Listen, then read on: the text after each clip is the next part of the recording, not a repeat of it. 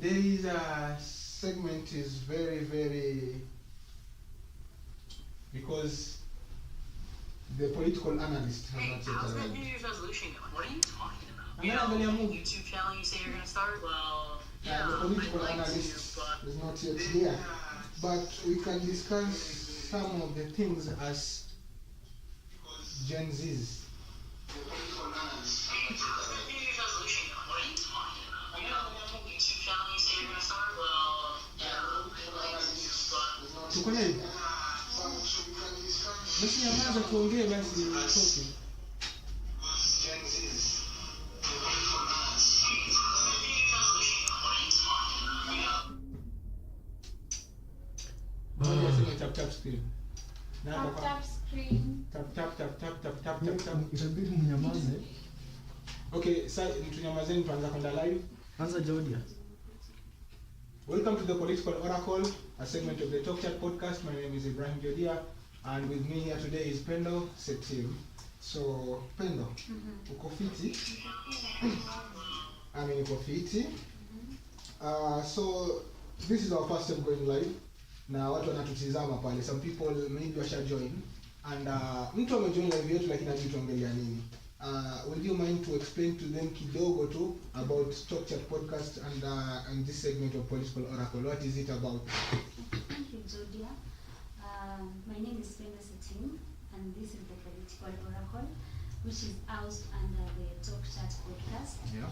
And as Jodia said, today we are going live for the first time, and we are going to talk about matters presidential politics before 2027. 2027. Yeah, and for today, we are going to talk about the role of fringe candidates. The role of Fringe candidates. Fringe candidates. Yeah. So, come on, join Sahi. This is our live and we have a lot. So, just stay there with us, listen to the topic because we are heading for the general election 2027. So, maneno ambayo tuongea hapa, they are very important for you and for the community. So, Pendo. Yes. So, what is it about the topic? So, in any type of elections, there are a lot of contenders. Yeah. We have the person who becomes the number one, we Yeah. have the person who becomes Number two. 3, 4, and so on. Yeah. So, basically, the most popular candidates are number 1 and Number two. one and number two. The rest of them from number 3 are called the fringe candidates. Yeah, the French candidates. Basically because they get lesser media coverage, Yeah. and also because they are not so popular. They are not so popular. Yeah, compared to the first two. Yeah, because yesterday, or I think yesterday by trying to get a daktari, and aliniuliza swali about if I know any Muslim candidate, and I didn't have an idea, but he told me about Mohammed Abdul Badida, who was there during the 2013 election and 2017. So I think that the matter is very sensitive. We have to talk about them because they are also candidates. Yeah. I think katika walioshiriki naweza sema Wajakoya kidogo ndiye yeah, tuweza mweka wapi? Is he a fringe candidate or Wajakoya? You know, Wajakoya, people know Wajakoya, but not more about politics.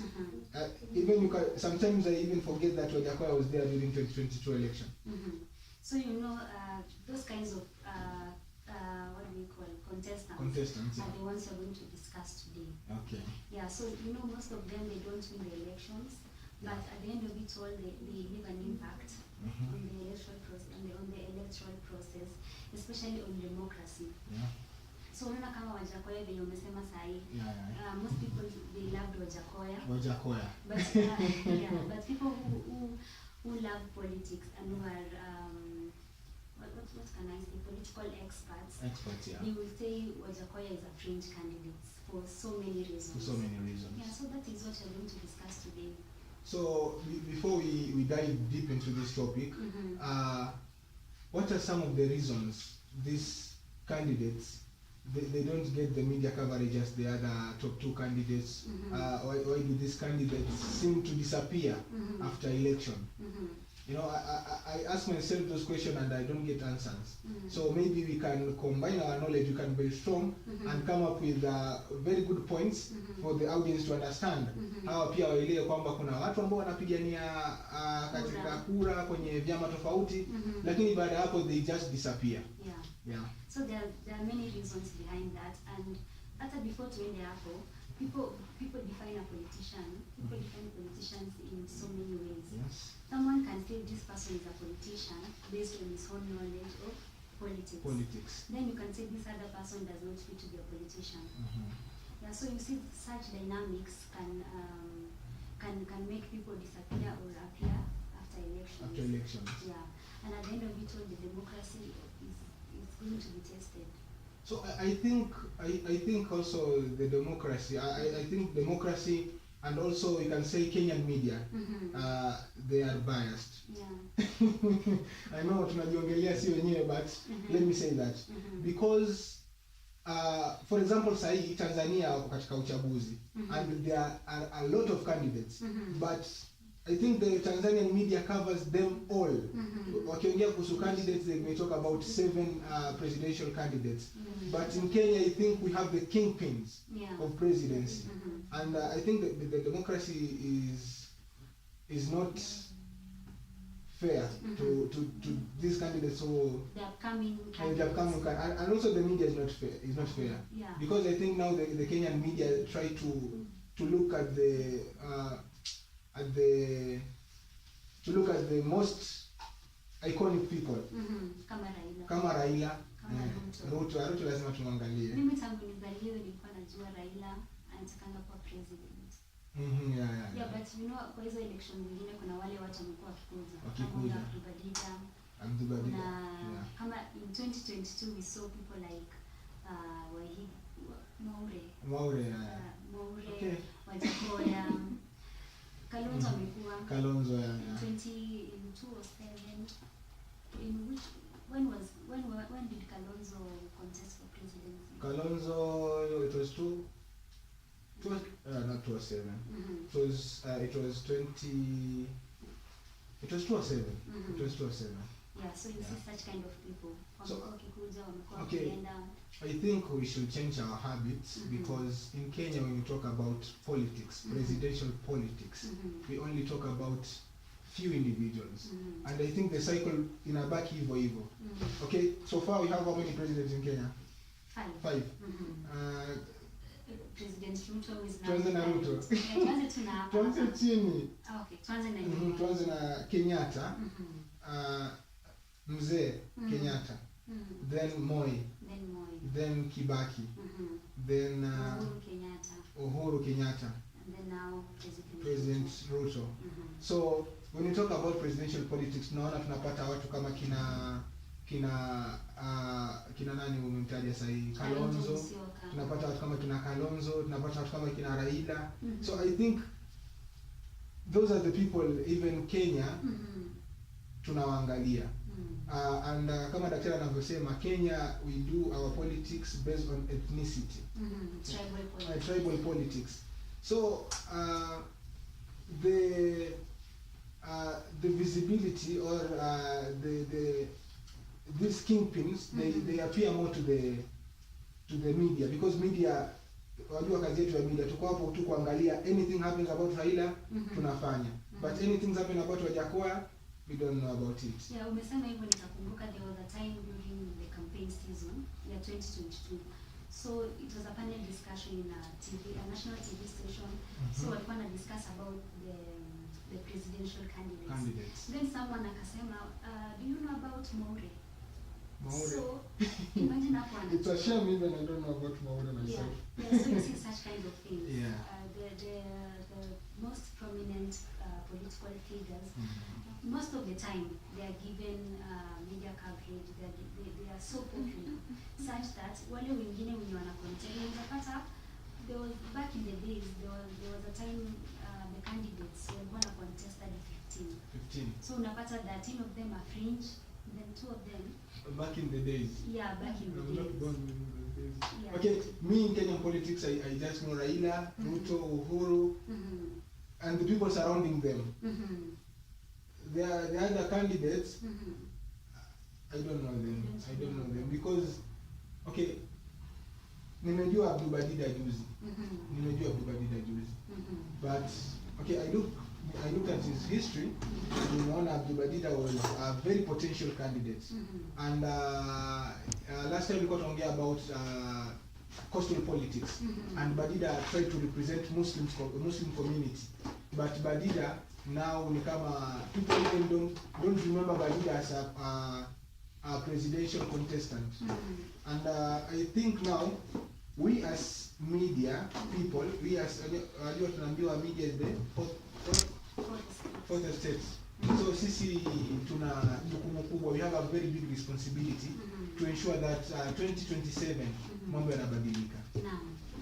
Na hivi ndio vitu ambavyo tutaweza kuongelea siku ya leo with our political analyst Dr. Michael Ndonye, who is coming in joining us in a few moments, right?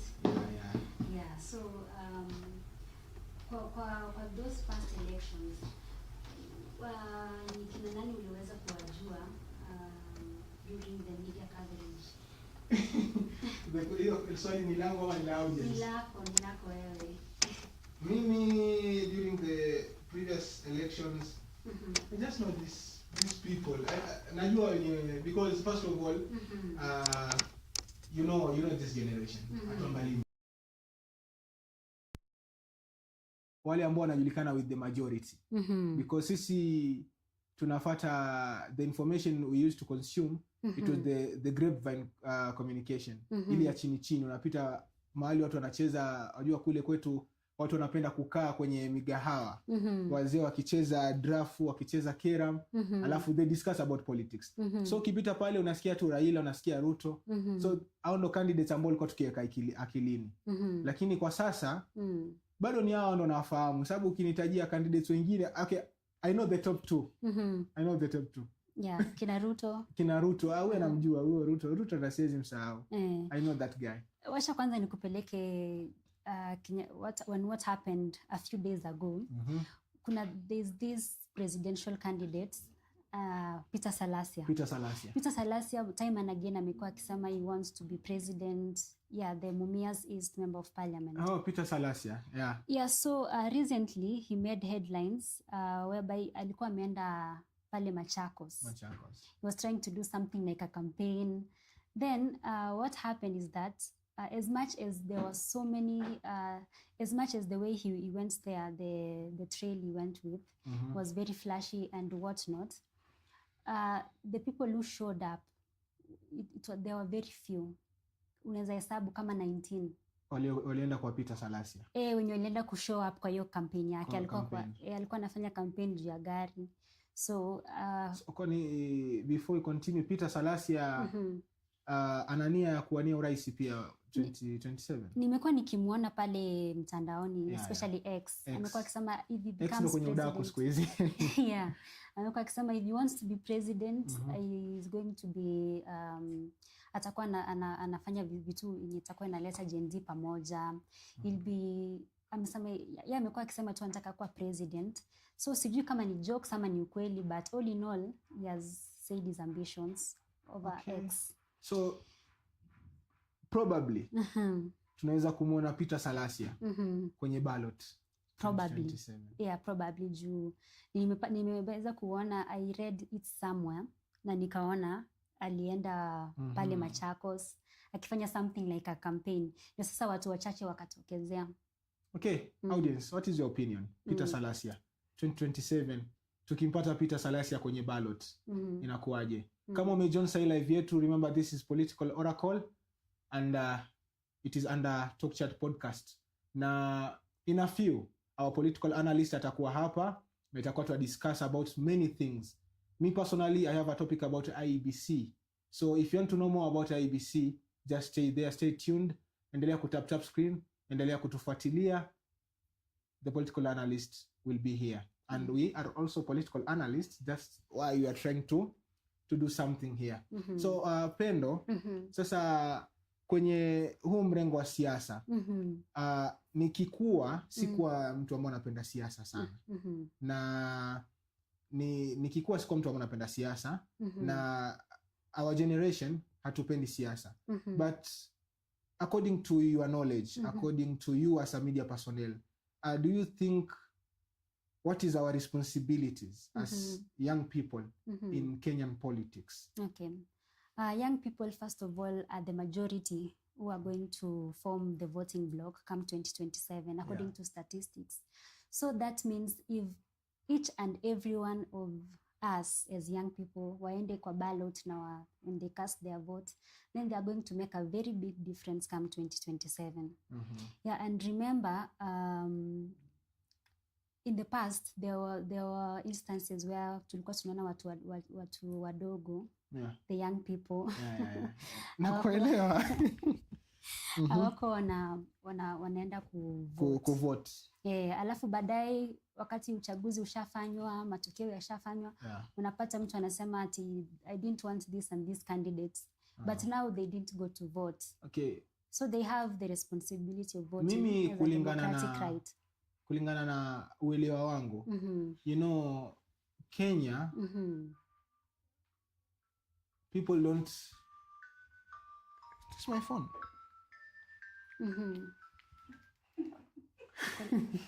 Okay, sorry guys. Ni daktari yuko karibu kuja. Msijali. Sasa watu hawana tena imani na serikali. Because many people believe kwamba IEBC, it is a puppet of those in power.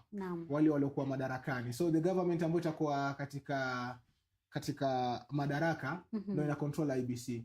Na tunaweza kukubali hilo swala because we see presidents wakiingia kwenye when they have now the power, wakiingia kwanza they do some reshuffle kwenye IEBC. Utapata watu fulani wanatolewa IEBC, wanaekwa watu fulani. So many people believe that the IEBC is just a puppet for those in power. We know who is in power now, we know who was in power then.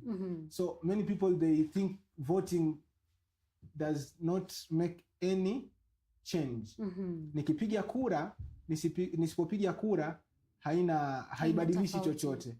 Sababu kama ni mwanasiasa ataiba, na kura yangu iwepo wala isiwepo. Ndio maana vijana wengi hatujishughulishi kupiga kura. Ulipiga kura? Mimi kusema la ukweli sikupiga kura.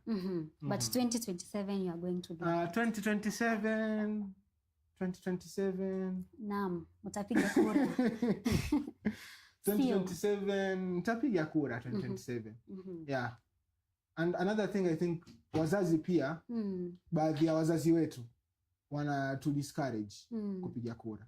Sababu nishaona baadhi ya familia inapofika wakati wa siasa, unaambiwa tafadhali usifike kwenye kura. Because I think iko kwenye akili yetu kwamba Kenya, politics or voting without violence is impossible. Wazazi wanaamini hivyo. Because those millennials, they saw what happened in 2007. Okay? Mimi sikuwa nilikuwa bado ni mdogo, sikuwa barobaro wa kuelewa kwamba nini chaendelea. But hii generation iliyopita, millennials and baby boomers, I don't know, ambao wako hai paka sasa, they saw what happened. And 2013 also pia there was some misunderstandings. After Uhuru Kenyatta ameingia kwenye madaraka for the first time after the 2010 constitution, after the 2017. I think 2017 tulipiga kura mara mbili. Naam. Ya kwanza it was ya kwanza, ya pili. So kule kwetu sisi kwanza Pendo, wakati wa kura huwa babangu yarauka yenda piga kura. Lakini sisi wengine huwa tubaki ndani na TV. Tufungua pale KBC ama Citizen, tufuatilia kura kwenye mtandao. Na katika wale walokaa pale kuna kama kura hazipungui 5-7.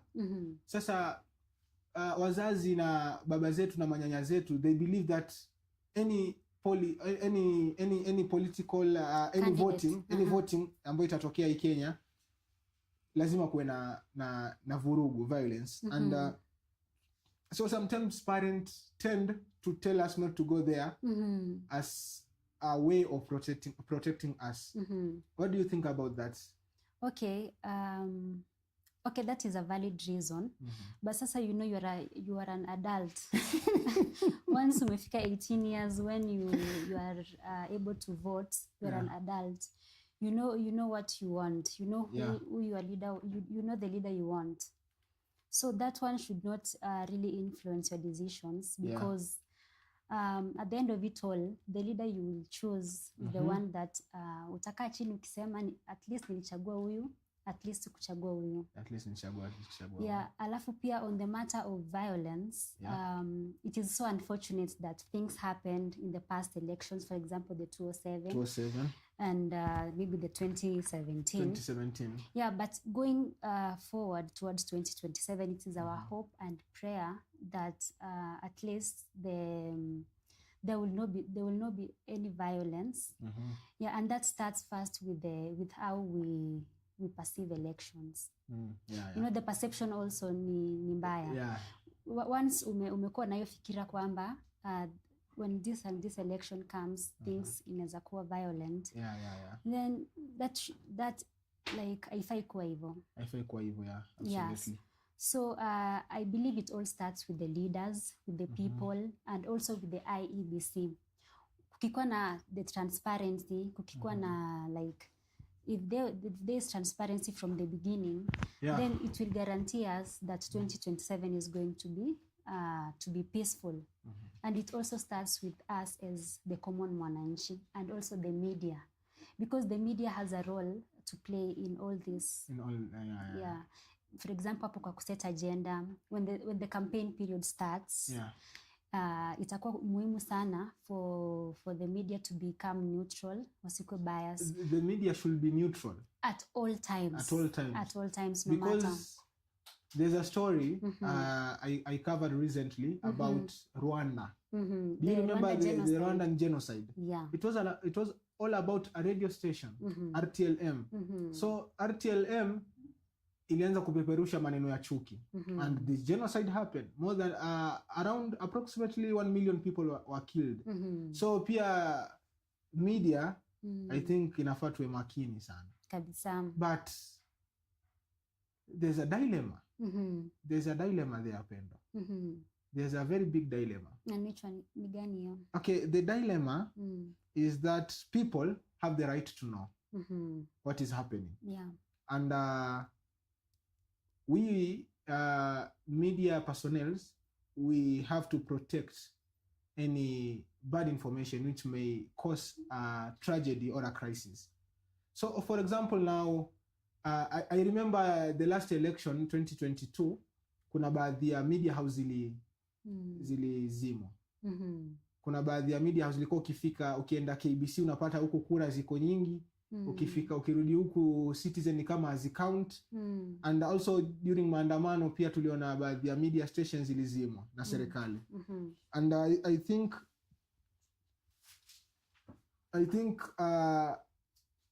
media za Kenya, they are independent. They do what they want.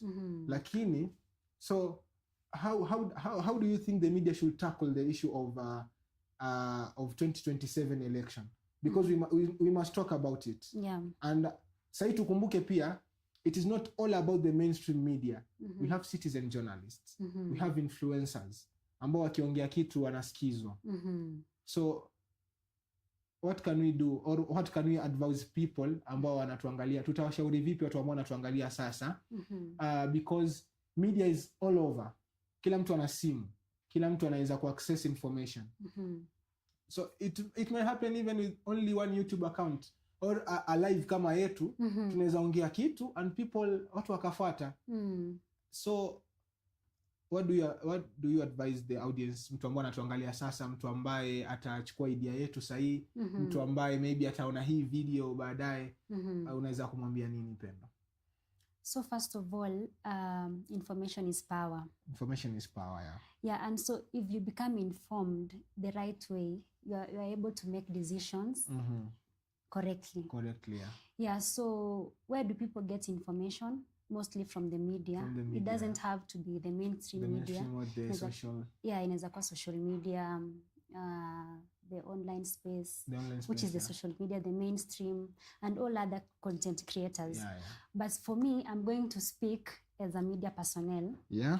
So as a media person, or as the media, we have to maintain ethics. Yeah, so that you see now shows like the Political Oracle.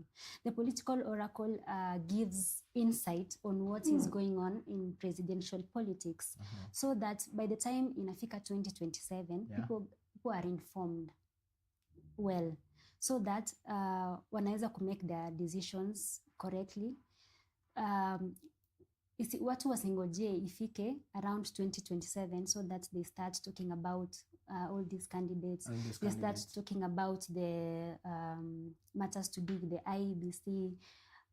You see, the civic education. The civic education should start now, so that by the time inafika your moment, watu wanakuwa well informed. Yeah, and also tukikuwa independent, as you've just said, the media should be independent. Yeah, if we become independent and maintain the ethics of journalism, tusikue tuna lean on one side and tunasema sijui this and this person is the correct person, this and this person is the correct person. That is not what we should be doing. We're just giving out information as they are, so that someone can make decisions based on that information. But I don't want to mention any media house in Kenya. And a lot of people, according to nilivyosikia kwa watu, they say some media house are against the government. Some media house they support. They're just speculations. We can see them. So I think that kind of thing ni jambo moja ambalo la sababisha violence kutokea. Ni mambo ambayo yanasababisha, because you know some media house they give politicians space to talk. And politicians are number one influencers of Kenya. And people listen to politicians. Raila Amolo Odinga sahi akienda katika TV station, akija hapa Political Oracle hapa Raila Amolo Odinga atuambie kwamba kesho nataka mufanye hivi na hivi. People will follow. I believe many people will follow. Yes. So I think some media house zinapatia some politicians space without knowing their intentions. And when the politicians are given space, they create hatred among people. They divide us. After we have been divided, we both, you support your politician, I support my politician. I believe my politician is good, you believe your politician is good. So I think that is one thing which brings violence wakati wa kura. Yeah, so being aware of that, now the media can act from there. When the media is aware that they what do we call it? They set the agenda, or they frame some such scenarios, then they should avoid, because neutrality is one of the most basic principles of journalism. Yeah, so I think if they just maintain their code of conduct, such instances cannot recur from time to time. True, very true. Yeah. So if you're joining now, this is the Political Oracle, a segment of the Talk Chat podcast. Here, we talk about politics. We give you free civic education. Yeah. Coming 2027, you know what to do. Kura ni yako. Ukifika pale kwa ballot, kwa ballot unatika ama unaweka ile hivi. Unachagua sasa hapo kwa ballot. Hapo sasa ndio unachagua. Kwa ballot. Okay, ukienda kupiga kura kwa ile ballot, huwa kwanza unapewa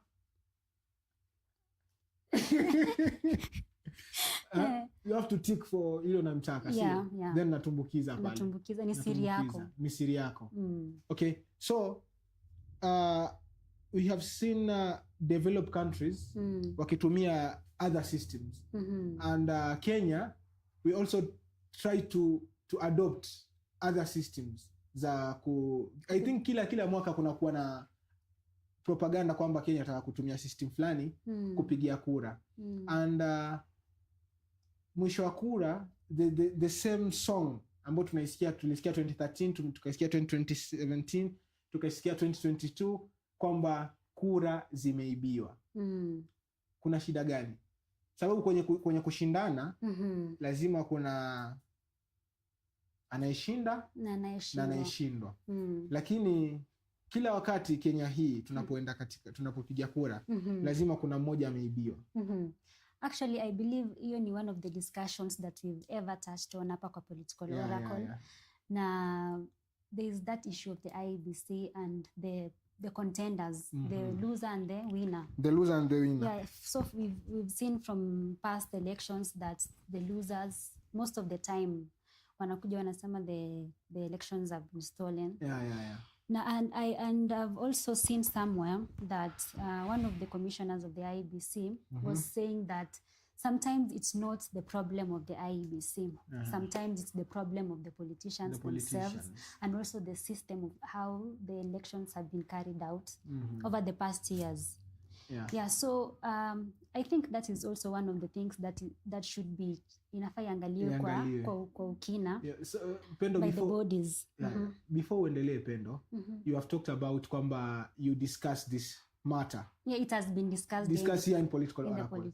Okay, can you tell our audience maybe wakitaka the full story about that, because that is a very sensitive issue. Ni jambo ambalo watu wengi wanatamani kulisikia. And not all political analysts talk about these issues.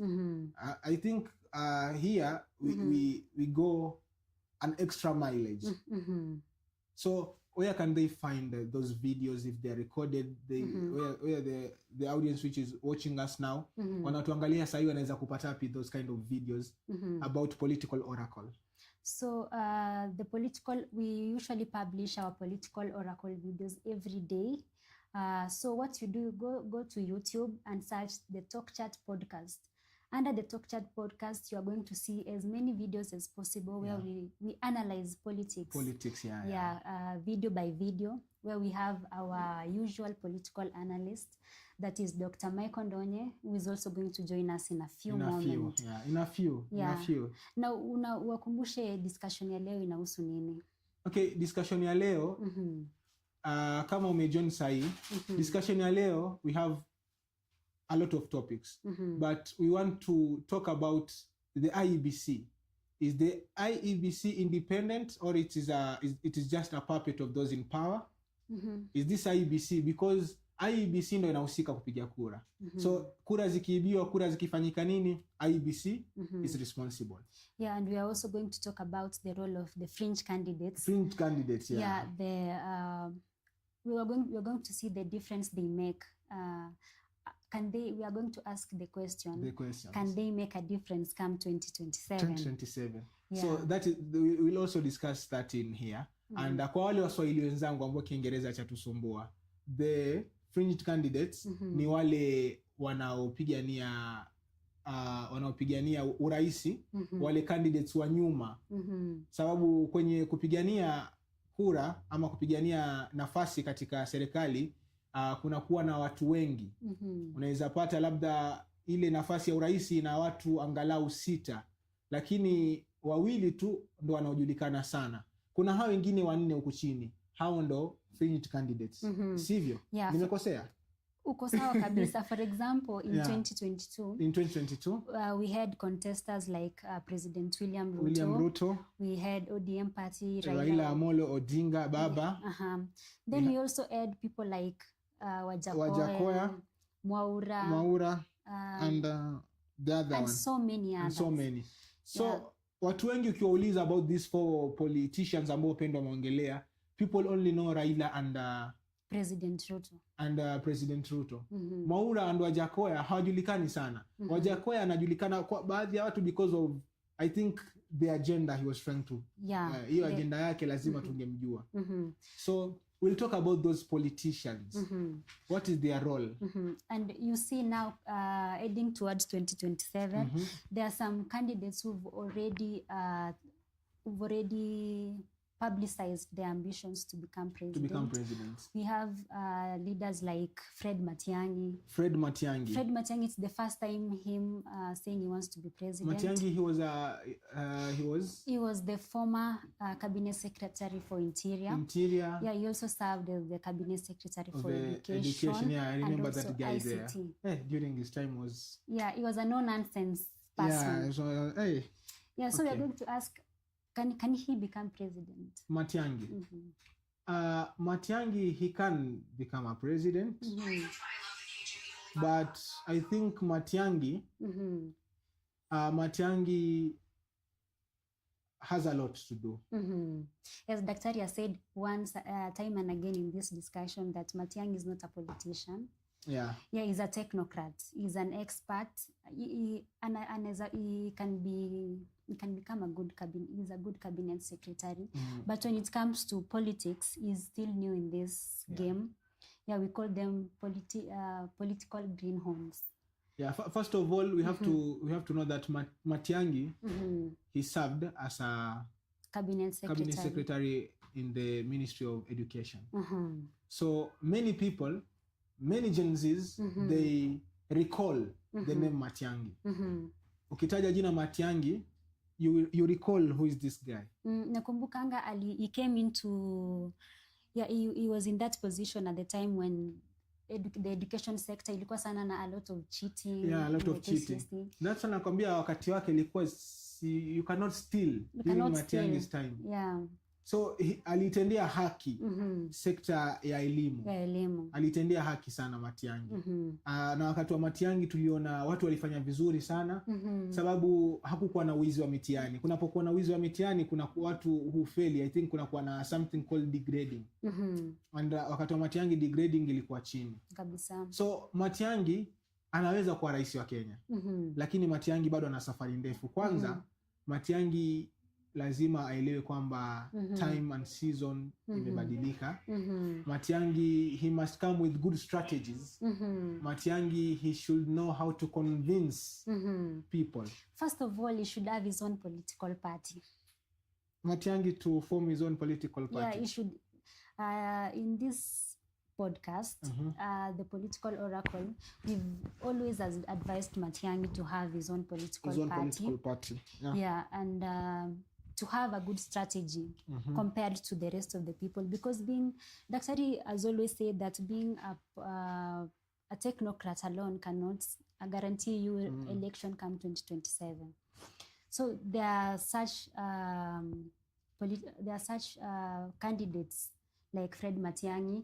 We have David Maraga. Yeah, I saw the posts. Yeah, the former Chief Justice. Yeah. Maraga anaweza mpakura.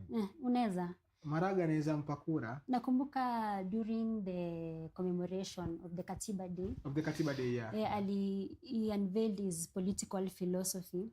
He was saying that if elected as president, he's going to uphold the constitution. He also said that kutakuwa na a lot of integrity in his government. Kutakuwa na he'll be centering his agenda on the youth and so on and so forth. So, Pendo, those are promises. Those are just manifestos. Manifestation of his ambition to become a president 2027. But I think kufanya kosa sio kosa. Kurudia kosa ni kosa. Sasa Wakenya tushafanya makosa ya kuamini wanasiasa na ahadi zao. Because those people, they know to talk their way out. They can say something. So these promises during campaign, the promises are there, but after a candidate has been sworn in, then it's like akili yake imekuwa brainwashed. So akili yake ina start during the time ameingia. It doesn't remember anything about the campaign. So and I think the government has money. The government can deliver everything. The government can do what it promised before being government now. because I think the government is a person, or ama mimi ndo natafsiri vibaya. Okay, the candidate who ataingia kwa serikali is now the government, because he's the head of the government. So where do this promise go? What happened in between? That is the question that those are some of the questions that people should ask themselves as they head towards 2027. Yeah, because whoever they choose to vote for is up to them. Yeah. So tukiendelea tena pia na other candidates wenye tumeona upcoming, we have also seen people like the former deputy president Rigathi Gachagua. Gachagua want to be in the ballots 2027. Gachagua alisema he will be in the ballots. He will be. He's sure, Gachagua. Okay, alisema before I continue, Pendo, does the constitution gives another chance for an impeached candidate or an impeached former deputy president to run for president during another period of voting?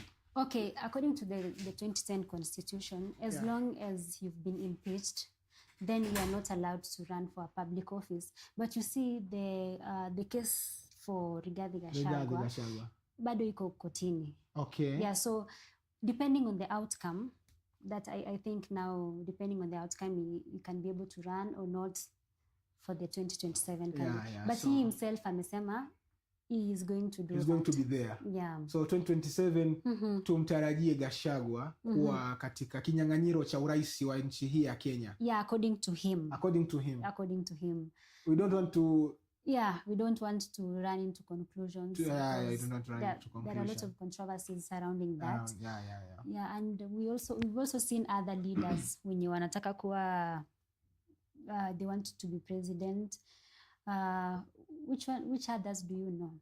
I know Joho, because but Joho anasema 2032. I know Joho 2032. I Kuna know Omtata. There was a time he was all over the magazeti za Kenya. Nikishika gazeti Omtata. And I think that is a problem. Because it's like a wave. Unapata maybe early this year Omtata was at the peak. Then now we don't, sio kama pale mwanzo Omtata akitajwa. Huwa kunatokea nini katikati? Hapo sijui, but I guess it all depends on the strategy, the political strategy. Because kuna wale politicians, they want once wamesema wanataka kuwa president, unaanza kuona the strategy they are implementing. Unaona once mtu amesema he wants to be president, first of all ashafungua his own political party, ashaanza kuunveil the strategy he wants. But you also see other political leaders. They just say they want to be president, and then they just stay and wait. I don't know what they are really waiting for, but I think it all depends with an individual. Yeah. And we've also seen now our current president, since I can call it handshake. The handshake. Yeah, with the ODM party leader, Raila Odinga. Yeah, so such alliances also zinachangia towards 2027. We don't know if it's a strategy, we don't know if it's a survival tactic, but our political analyst Dr. Michael Ndonye time and again amekuwa akiongelelea such the impact of such alliances on the 2027 general elections. Yeah. So hapo nje kwa hadhira yetu niongee Kiswahili, niongee Kiingereza? Wewe kuwa free to kuongea, bora communicate. Okay, our audience. Kuna swali hapo linakukera, kuna swali wajaribu kuliuliza, kuna swali wataka lijulikane. We have Dr. Michael Ndonye, our political analyst, and the purpose of going live is to involve you, our fellow Kenyan, to talk about this issue. Because Kenya is a country where politics is everything. We cannot talk anything without mentioning politics. So kama una swali lako linakukera, post your question on our social media and we'll dive into your question, and when our political analyst Dr. Michael Ndoni arrive, tutamrushia hilo swali. Aliongelee zaidi. Sisi tuna uwezo wa kuongelea hayo mambo, lakini yakiongelelewa na daktari from an expert itakuwa vizuri zaidi. So usiogope. Post your question on our social media, Facebook, X, YouTube, TikTok. Just right there in the comment section, just right there on our live, and there's a person there at the control room ambaye ana handle hayo maswali. So maswali yenu yatafika kwa daktari. Yeah, and also some of the things that we are going to talk about today is what role the fringe candidates can play in shaping the political conversation ahead of 2027. That is what we are going to answer today. And secondly, we are also going to talk about the conditions that would allow a lesser known contender, as we've just talked about right now, to force a runoff or shift the balance of power. What does it take for that to happen? That's what we are going to talk about today. And also thirdly, we are going to talk about what it takes for a fringe candidate to be taken seriously in Kenya's political landscape. Yeah, and to be taken seriously. Yeah, to be taken seriously because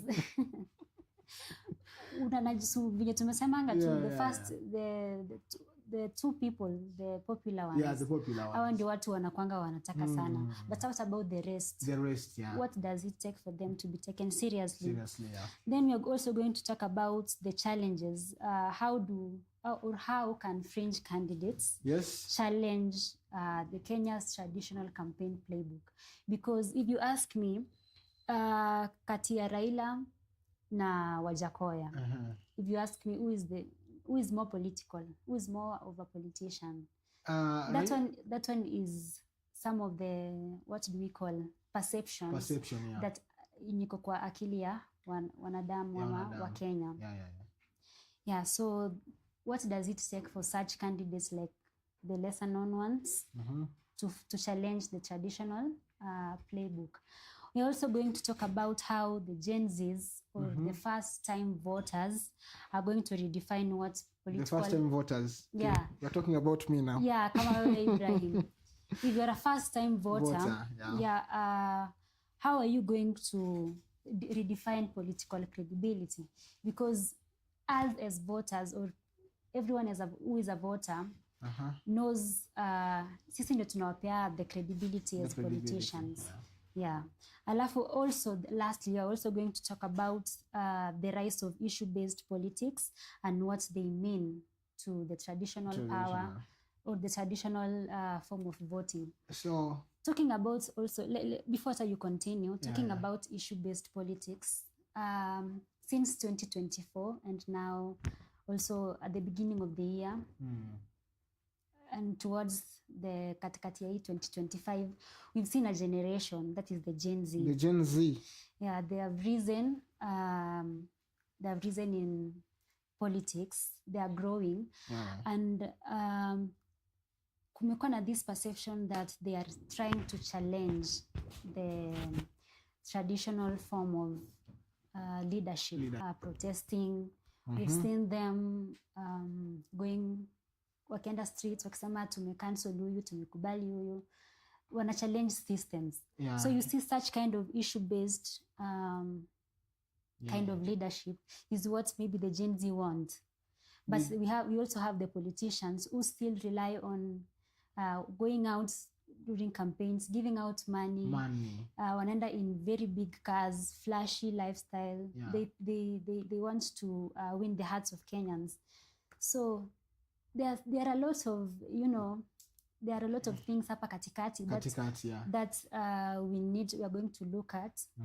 Yeah, so that is basically what we're going to talk about today. The Gen Zs, Pendo. Hey, politicians. The Gen Zs are not good people. The Gen Zs. Why? They're not good. Are you a Gen Z? Yeah, I'm a Gen Z, but I don't think it's good. Do I look like a Gen Z? Yeah, you look like a Gen Z. I'm a Gen Z. But it's not, I don't think it's good for you to generalize it that way. Okay, during the maandamano, the Gen Z maandamano, I thought maybe Kenyans, Gen Zs are mad. Why? I thought that we are mad. Why? Because what they did, nikaona hawa majenzi akili zao, kuna kitu walikosa.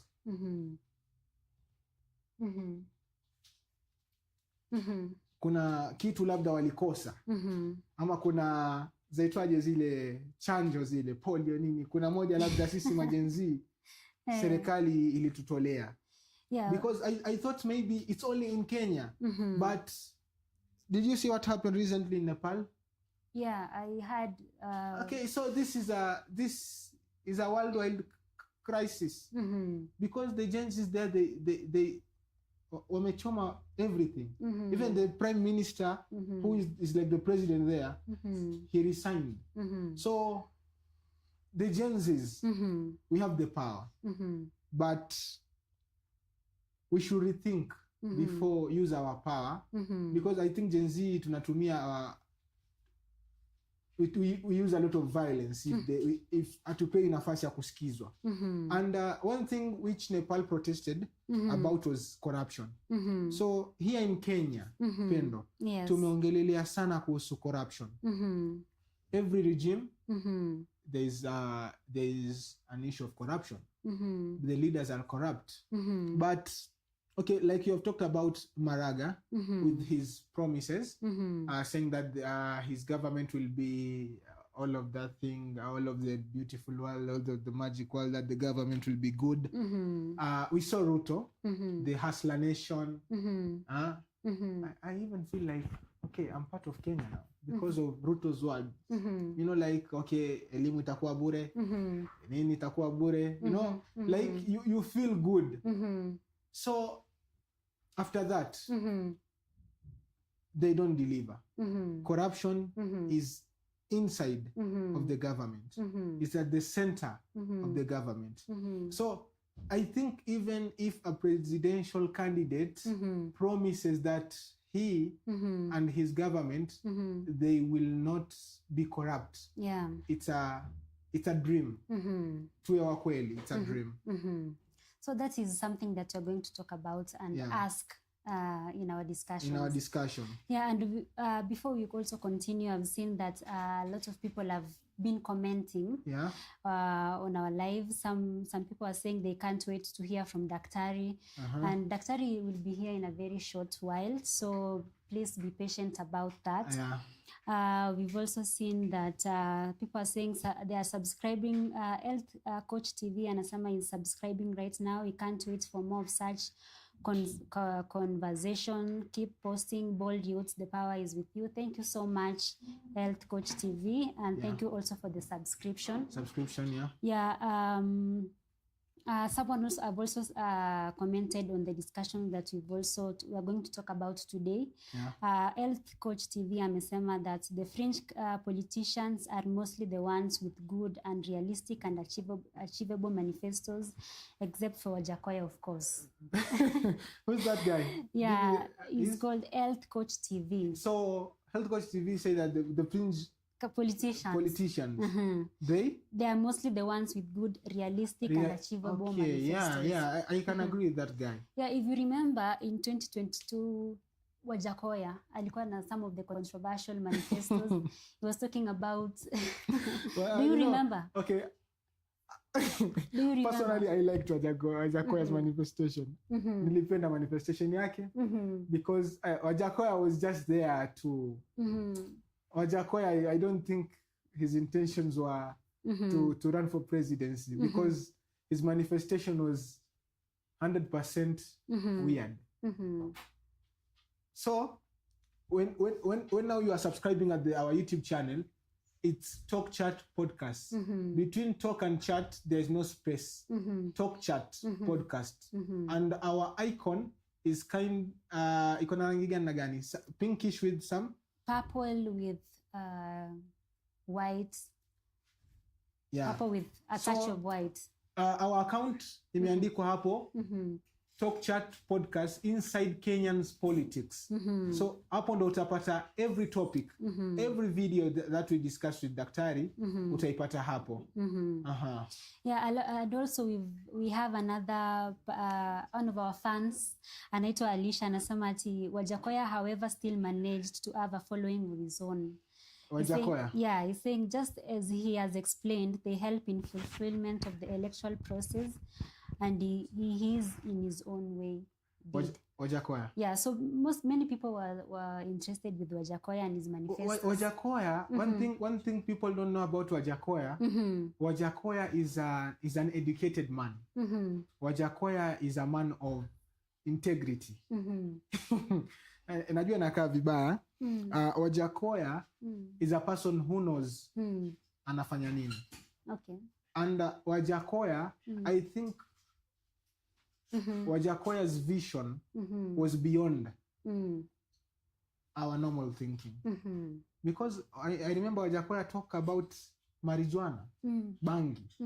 Wajakoya talked about snakes.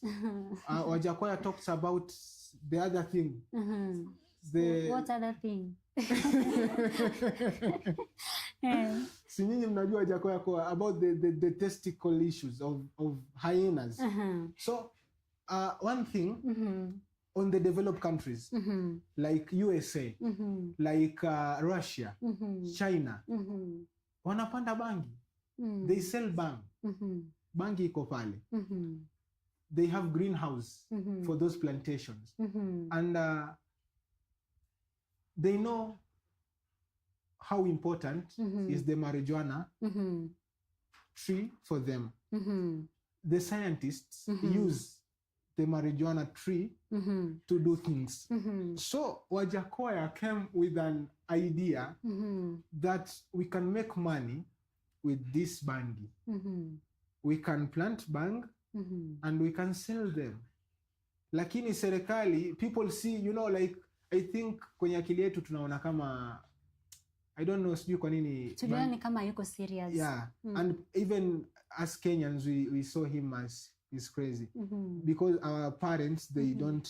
Our ideologies. The ideology of bang. But I think Wajakoya's strategy was one of the strategy which... I think Kenya, we are in a crisis ya madeni. We have a lot of madeni. Madeni kizungu yaitwa? Debt. So tuko na madeni mengi. And Wajakoya came with strategy to make money for the government. But the government or the people, they thought Wajakoya was crazy. So we should understand Wajakoya amesoma. I think he graduated, kuna mahali aligraduate. I saw a post on TikTok, I don't remember. But I think we should now move to where the world is going, because things are now more digital. The technology is more advanced. Vile vitu ambao wazazi wetu the previous generation akwa zikiona mbaya, in this generation they are good. So we should manifest different strategies. We should put different strategies. We should do things which will benefit the Kenyans. Yeah, and now that we've talked about Wajakoya, I've just come to the realization that in every election, without the fringe candidates who have such manifestos and such strategies, hiyo period ingekuwa inabo sana, kwa sababu honestly there are some people who don't really love politics, but they love the way people are strategizing towards to win the elections. For example, kama hiyo ya Wajakoya. Nani angefikiria hivyo? Unaona? Wajakoya is very, very, his IQ is another level. Ibrahim, there's also some comments here. Someone is saying that Gen Zs are good people. They want the best for the country. True. True. I said Gen Zs are bad people because Gen Z, Daktari wanasema Gen Zs are chameleons. Yeah, but I don't think the word bad is the right word. Maybe you can say they are unpredictable. The Gen Zs are not the Gen Zs, they can do things. They are limitless. They are limitless. Yeah, I think that is the correct word you should have used. Yeah. So the Gen Zs, nilichoona walichofanya Nepal, I realized that Gen Z, they can do anything. Because Nepal, the capital city was a war zone. It's like Gaza and Palestine. So the government should know that the Gen Z are here na tutaendelea kuwa hapa. So I think the government should know how to deal with the Gen Z. So our political analyst Daktari Michael amefika. We want to take a short break, alafu turudi sasa. Wale waliweka maswali yao, all the questions tutajibu. Tumesema comment zenu, and on the other hand of the control room watu wanaangalia all of your questions. Na soon we'll be talk about many things. Thank you for supporting our live. Thank you for joining our live. Musiondoke and share for other people to join and benefit. My name is Ibrahim Jodia, and this is the Political Oracle.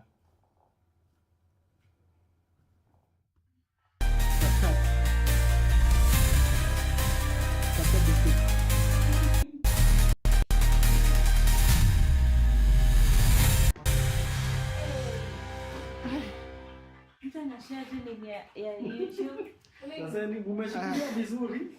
Lakini while I was live, simweke maua hapa. Simweke maua bado niko nayo. Lakini hii mic ndio hii mic gani whatever. Nimesema iwezi. So nani atachukuliwa sauti yake aje? Lakini si kuna nini? Kuna hiyo haya, hebu aongee. Connection. Ndio hapa wisi mtakuta watu wameenda, unajua wangojeani. Watu anasema Gen Z are not bad. Ni pale. Which is okay.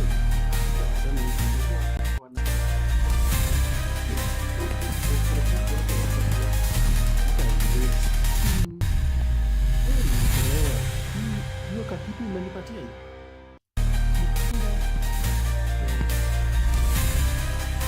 Unaendelea kucheza nini? Fringe. Tumepush the kwa nini tunaendelea kucheza ile montage? Hiyo ndio inawekanga watu ni wanaona kama inakuja.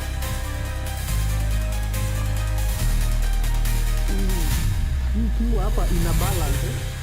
Bila hiyo ikoje prudence? Wasikia wanauliza eti kijana ako ime balance. Okay. Good. Jodia, nakutumia hizi swali. So, nani turudishe bali. Watu wasiende via this things happen. Mnajipanganga mkiwa ndani ya good. Ni saba.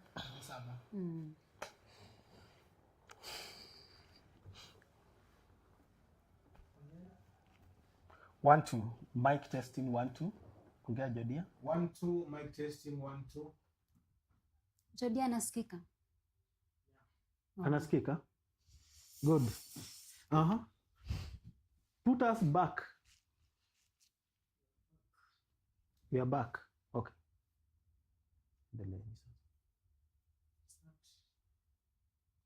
Welcome back to the Political Oracle, and this is a segment of the Talk Chat podcast. Kama tulivyoahidi, tutakuwa na daktari, mchambuzi wetu wa siasa, mchambuzi wetu wa masuala ya siasa, our political analyst. And daktari hapa amefika. My fellow host Pendo atamintroduce kwenu, na maswali yenu tumea note down, so don't worry. All the promises we made, we will deliver them now with our political analyst. Karibu sana daktari. Asante Jodia. Habari ya leo daktari. Tumekungoja. Yeah, nilikuwa kwa jam. Nakuru kuna jam pia. Nakuru. Yeah. Lakini unaendelea vizuri. Naendelea vizuri, nashukuru Mungu. Yeah. Yeah, I'm here now. So happy to see what you have done. I was connected. I could listen to what you are saying. Yeah, leteni sasa maneno. Yes. Maneno ni mengi. Sasa maneno ni mengi na tunatumai uko tayari. Kabisa. Kabisa, lazima nikuwe tayari. Yeah. Yeah, so before you came, we were talking about the difference that fringe candidates can make ahead of 2027. Yeah. Yeah, so and we were telling our listeners that you, our political analyst, you are going to talk about that in detail. Yeah. Yeah, so before we continue, maybe you can tell our listeners what fringe candidates are. Okay. Yeah, thank you, our listeners, and thank you for tuning in.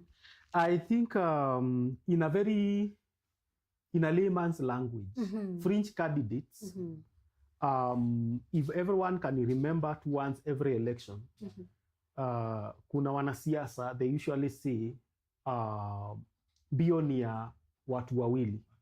Kuna farasi na kuna punda. And they usually talk about there is the donkeys and the horses.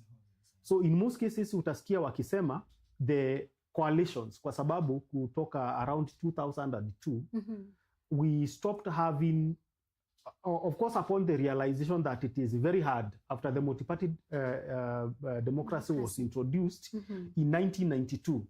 The 1992 elections happened, 1997 elections happened, and they realized, it is very hard, especially for the smaller parties, to win presidential elections. And if they needed to do that, they needed to come together. Because the concept was this.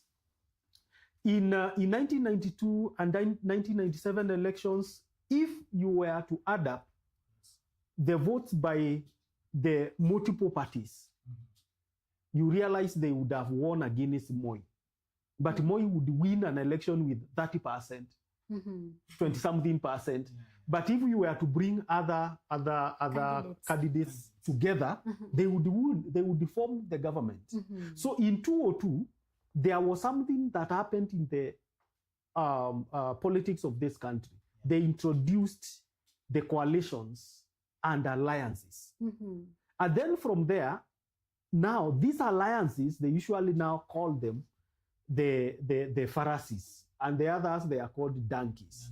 So when we hear of donkeys, we are talking about the fringe candidates. And fringe candidates are treated so by the media, and they are also favored by the electoral structure.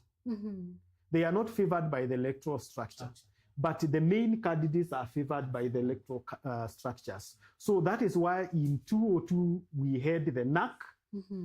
In 2007 we had two. Of course, now the ODM.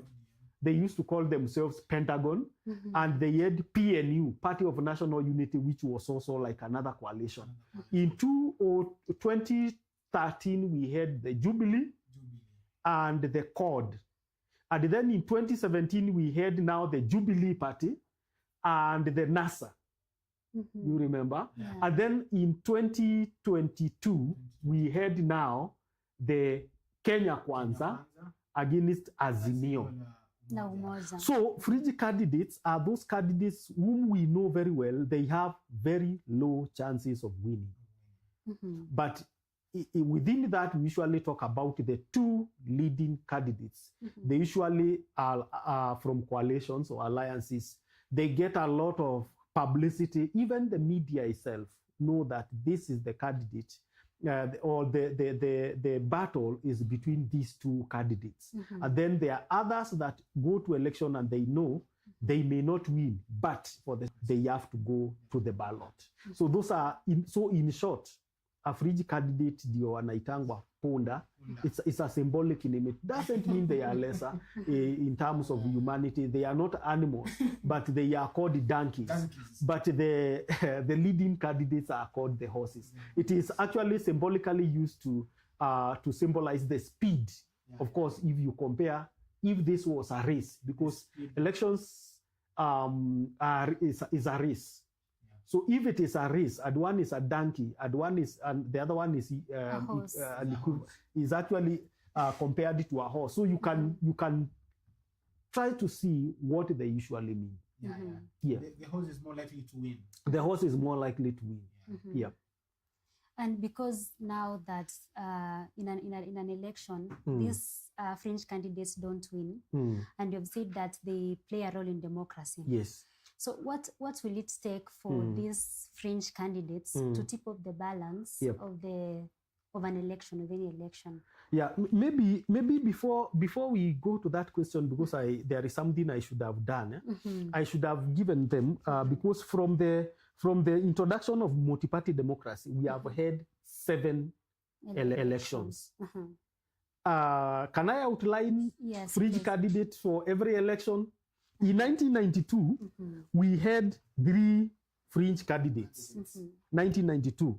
We had John Harun Mwau, we had George Anyona, and we had Chebule Watsuma. Maybe you were not born. Maybe you were not born. Yeah, okay. Chebule Watsuma. So they were 3 candidates, whom some of them may have had some popularity, like John Harun Mwau, who has been around for some time until around 2013. In 1997, we had Charity Ngilu, okay, as a fringe candidate. We had Koigi Wawamwere. The one you were talking about. Yeah, the former MP for Subukia, and also Harun Mwau again. And then in 2002, when now they formed now the NAC government, which was now meant to remove KANU from power, we had James Orengo. He was a presidential candidate, and another guy popular used to be called Waweru Ng'ethe. Yes. So they were 3. Actually, that's probably the father to the KJ. Yeah, the MP for. Is it Dagoretti? Yes. Yes. So you can see the blood ilitoka mbali. So we come to, that was 2002. So in 2007, we had a woman for the first time. Of course, not for the first time because we already had Kaluki Ngilo. But here we had a lady, Nazrin Umar Rajput. Then we had Nixon Kukumbo. Nixon Kukumbo was also very popular to the signs of the fringe. And then that is 2007. In 2013, we had Mohammed Abduba Dida and Paul Muite. Abduba Dida was very popular. Yes, and Paul Muite, actually, because this was the first election and the first time when we had presidential debate. So Paul Muite was there as a city lawyer. Muhammad Abduba Dida was a teacher. And that is why I was telling you when we were talking about whether there has been any Muslim, but also there were, I think Nazrin was a Muindi. I suspect so. But Muhammad Abduba Dida was a Muslim, and actually he took, in 2013, actually majority of Muslim votes went with Abduba Dida. Because Abduba Dida was so strong, he beat actually strong candidates. He was number 3, I guess, if I can remember, 2013. Abduba Dida beat actually very popular candidates to be around position 3 or 4 around there. He even beat Muite.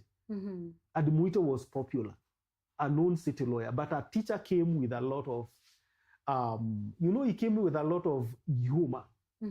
Yes, he came with a lot of humor, and many people said, I will just give Abduba Dida my vote because he has made my day, especially during the presidential debate. Do you think if Abduba Dida could have contested again and again? No, he contested. Wait a minute, because in 2017, Muhammad Abduba Dida was still there again. And there was now Michael Wainaina, professor. That was a very learned fellow. And then there was Ekuru Aukot. One thing we need to remember about Ekuru Aukot, Ekuru Aukot was one of the persons, member of the committee of experts who crafted the 2010 constitution. Yes. So he was coming with now what he calls now the Third Alliance. And if there is someone, I remember myself, and I can confess here, if there is someone I gave my vote, was Ekuru. Ekuru Aukot. Ekuru, I gave my vote because he had given us, he was in the committee of experts. He participated in crafting the 2010 constitution. And to me, he deserved it. To me, it was not about democracy. To me, I was voting for the sake of let my voice be heard. And I had a lot of hopes in him. And then, of course, come to 2022, when now you can name the Fringe candidates. They were two. Wajakoya. We're talking about Wajakoya with Ibrahim. Yeah. And there was now the Mwaura, the father to the popular journalist, Waiga Mwaura. Yes. So, in short, those are the people we call Fringe candidates. If you look at even this particular list, you realize there has been very strong people who actually, we can say, they can lead this country. Of course, all of them. But I can tell you one of them, Ekuru Aukot, Michael Wainaina, okay? I can talk about, for example, James Orengo, Charity Ngilu, okay? At least those, among others, are candidates who are coming to the ballot with a lot of conviction. And they are the people I know, even if they were given presidents, they would have formed better leaders, better leaders, better alternatives. Their governments will be... Yes, but maybe it's because maybe they failed to understand maybe the nature of Kenyan politics. That Kenyan politics is mostly regional to the politics of the day. And that destroys them. You know, there is what we call mainstream politics, mainstream parties, mainstream candidates. These mainstream candidates, because they succeed on the fact that they have numbers. Not that they are the best candidates, but they have numbers. They have created a kind of an oligopoly, a monopoly. The people we call the kingpins. We call them kingpins because they have a monopoly in their areas. And when they come together now, they create oligarchs, what we call political oligarchs. A coalition of big parties, and then they move the masses because of numbers. But there are also now these Fringe candidates who are very good. They end up either joining them and being finished in the competition. Yes. And it is very hard for them to be built, or they decide to quit politics. Others just, because of the nature of our politics, they just fizzle out, like Mohamed Abdul Badida, like Nazlin, or like the likes of Akina Mwau. Mwau was a long-term MP in Ukambani, and so he was a very popular guy until around 2013. I think that is the last time we heard much about him. But Fringe candidates, now I go back now to your question. One of the things that makes Fringe candidates not go far is the realization that in Kenya, politics is based on ethnic blocks and what we call party machinery. Traditionally, they dominate Kenya's presidential contests, and Fringe candidates have rarely won. But they usually they occasionally shape what we call the political discourse of the country. Like if there was a time when there was a strong Fringe candidate, it was the time of Orengo, although he was overshadowed by the emergence of the coalitions. The time Ekuru Aukot came on board, it was also a kind of a departure from the past, and even Ekuru Aukot was responding to the traditional coalitions. That is why he was saying he is forming a third alliance. They call it the third way. Yeah, not to break from the two-way.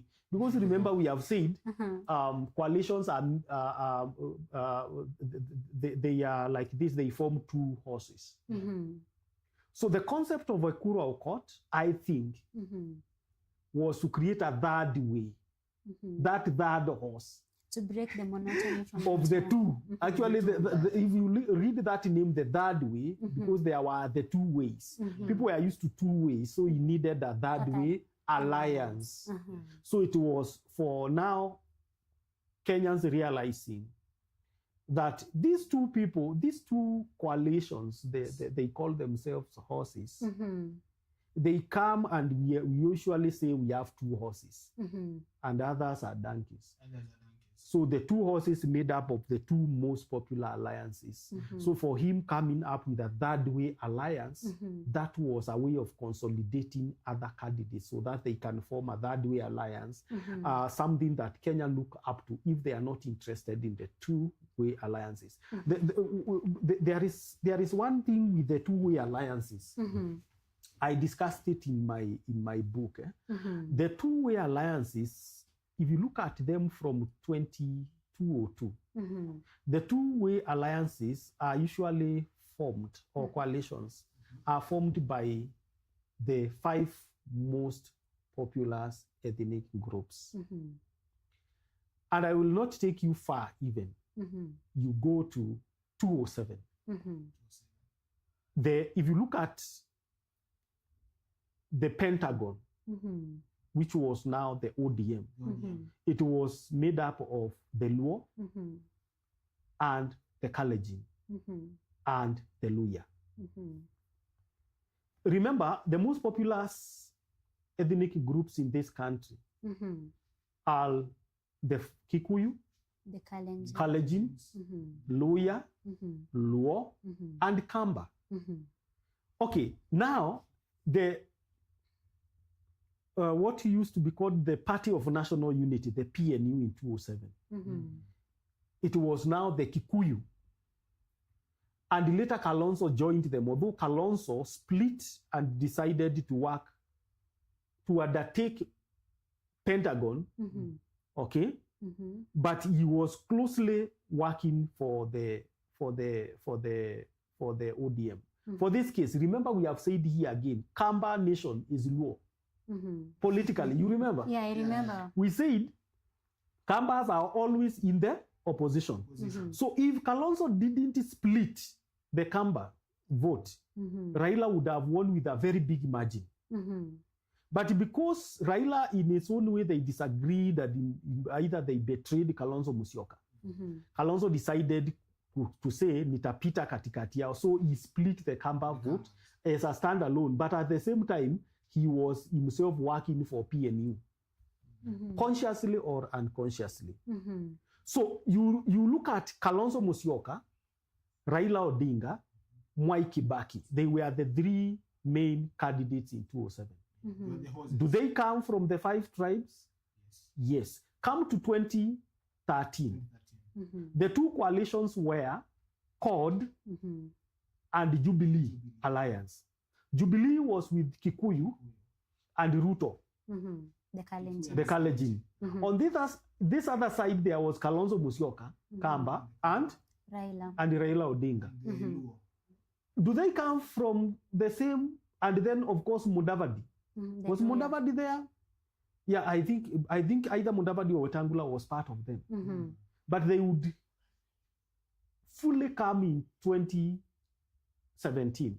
But if you look at the coalitions, was actually the coalition of Kikuyu, Kalenjin versus Luos and Kambas and others.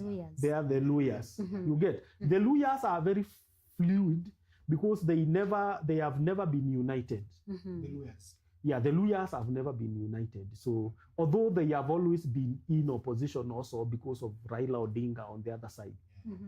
In 2017, there was Nasahau, which was actually Nasahau was that Nasahau was I think invented by Mudavadi himself. The Yes, and then now Raila Odinga and Kalonzo Musyoka. And then on this other side, there was the Kalenjin and the Kikuyu. So still, those two big alliances were still coming from the big five. In 2022 is the same thing. The Kikuyu Kalenjin with Kenya Kwanza, the Luo and the Kambas, okay? And of course, partly small Kikuyus, because let me tell you, Raila Odinga never got many votes because of Martha Karua. Martha Wangari Karua, even in our own polling station, William Ruto got more votes. Even in Uhuru Kenyatta's polling station, William Ruto beat Raila Odinga. That is in 2022, according to the results given by IEBC. Ruto dominated those areas. He dominated. So still the coalition was the five tribes. The big five Now, remember, Ekuru Aukot is not from either of them. Yes. And that is why he was coming up with a third way alliance, which would have meant a lot. And maybe we need that. In fact, we need a third way alliance because, you know, I said here, majority rules over The minority. But if minority can unite, they can have an impact.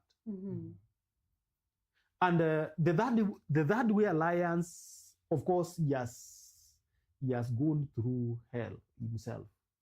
And because another mistake Ekuru Aukot has done, maybe, and I can tell him, I voted for him. But one mistake he has done is to bring activism into politics. Because one of the problems with the fringe candidates, they come and they want to become activists. Activism, they are more activists than politicians, because this activism and politics does not mix. And I can tell you, even Raila Odinga, let me tell you, one of the fears people have had with the Raila Odinga is because Raila Odinga is quasi-activist. And when you're talking about that, there are some activists like Boniface Mwangi, who said that he wants to be president. Boniface Mwangi, this other guy, senator for the what do you call Omtata? And then Okia Omtata, and then there is this other guy who was going around.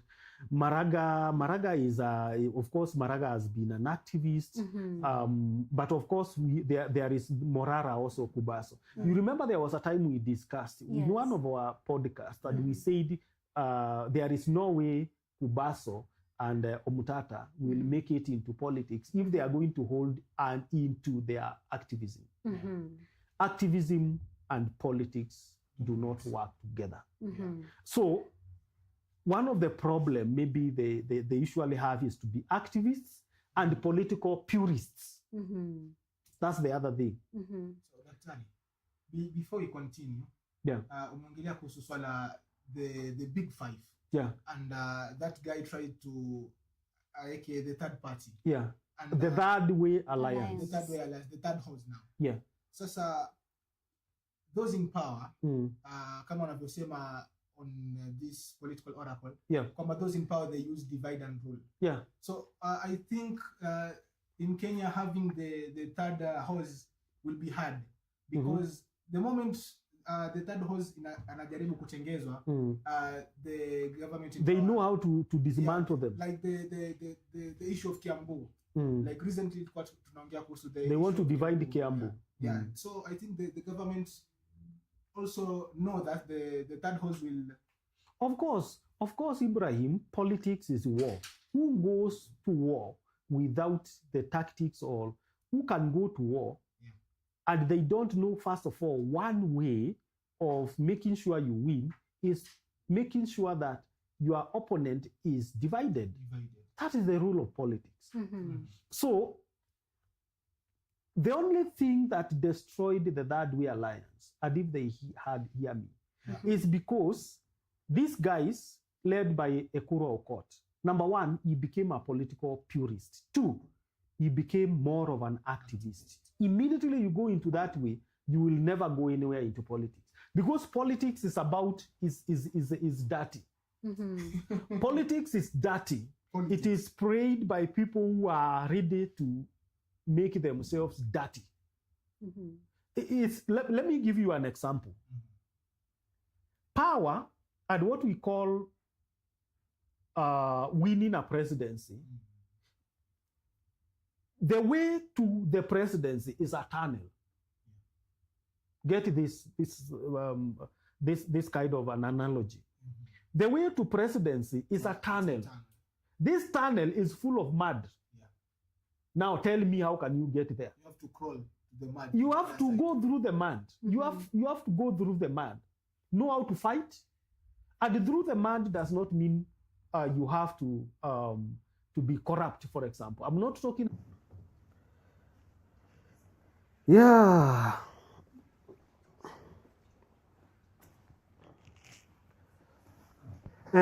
We can go.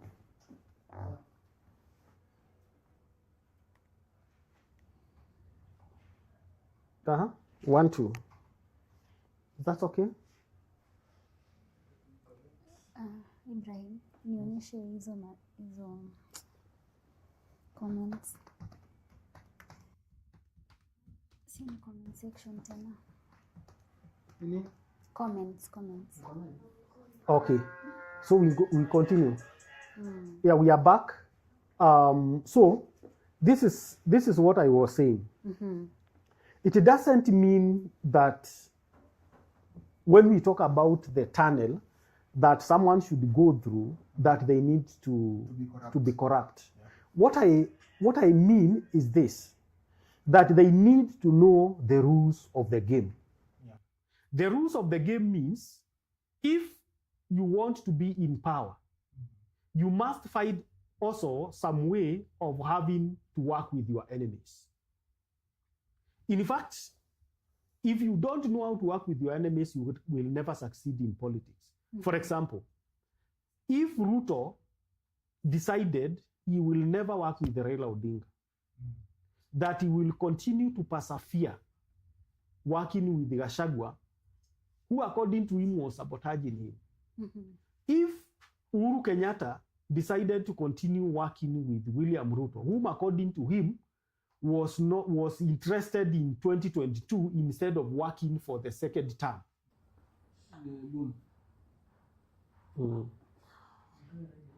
Yeah. Aya. So we are back and as usual tunaendelea pale tulikuachia. So daktari umesema kwamba politics is that. Yeah. And you must go through the tunnel of mud. Yeah.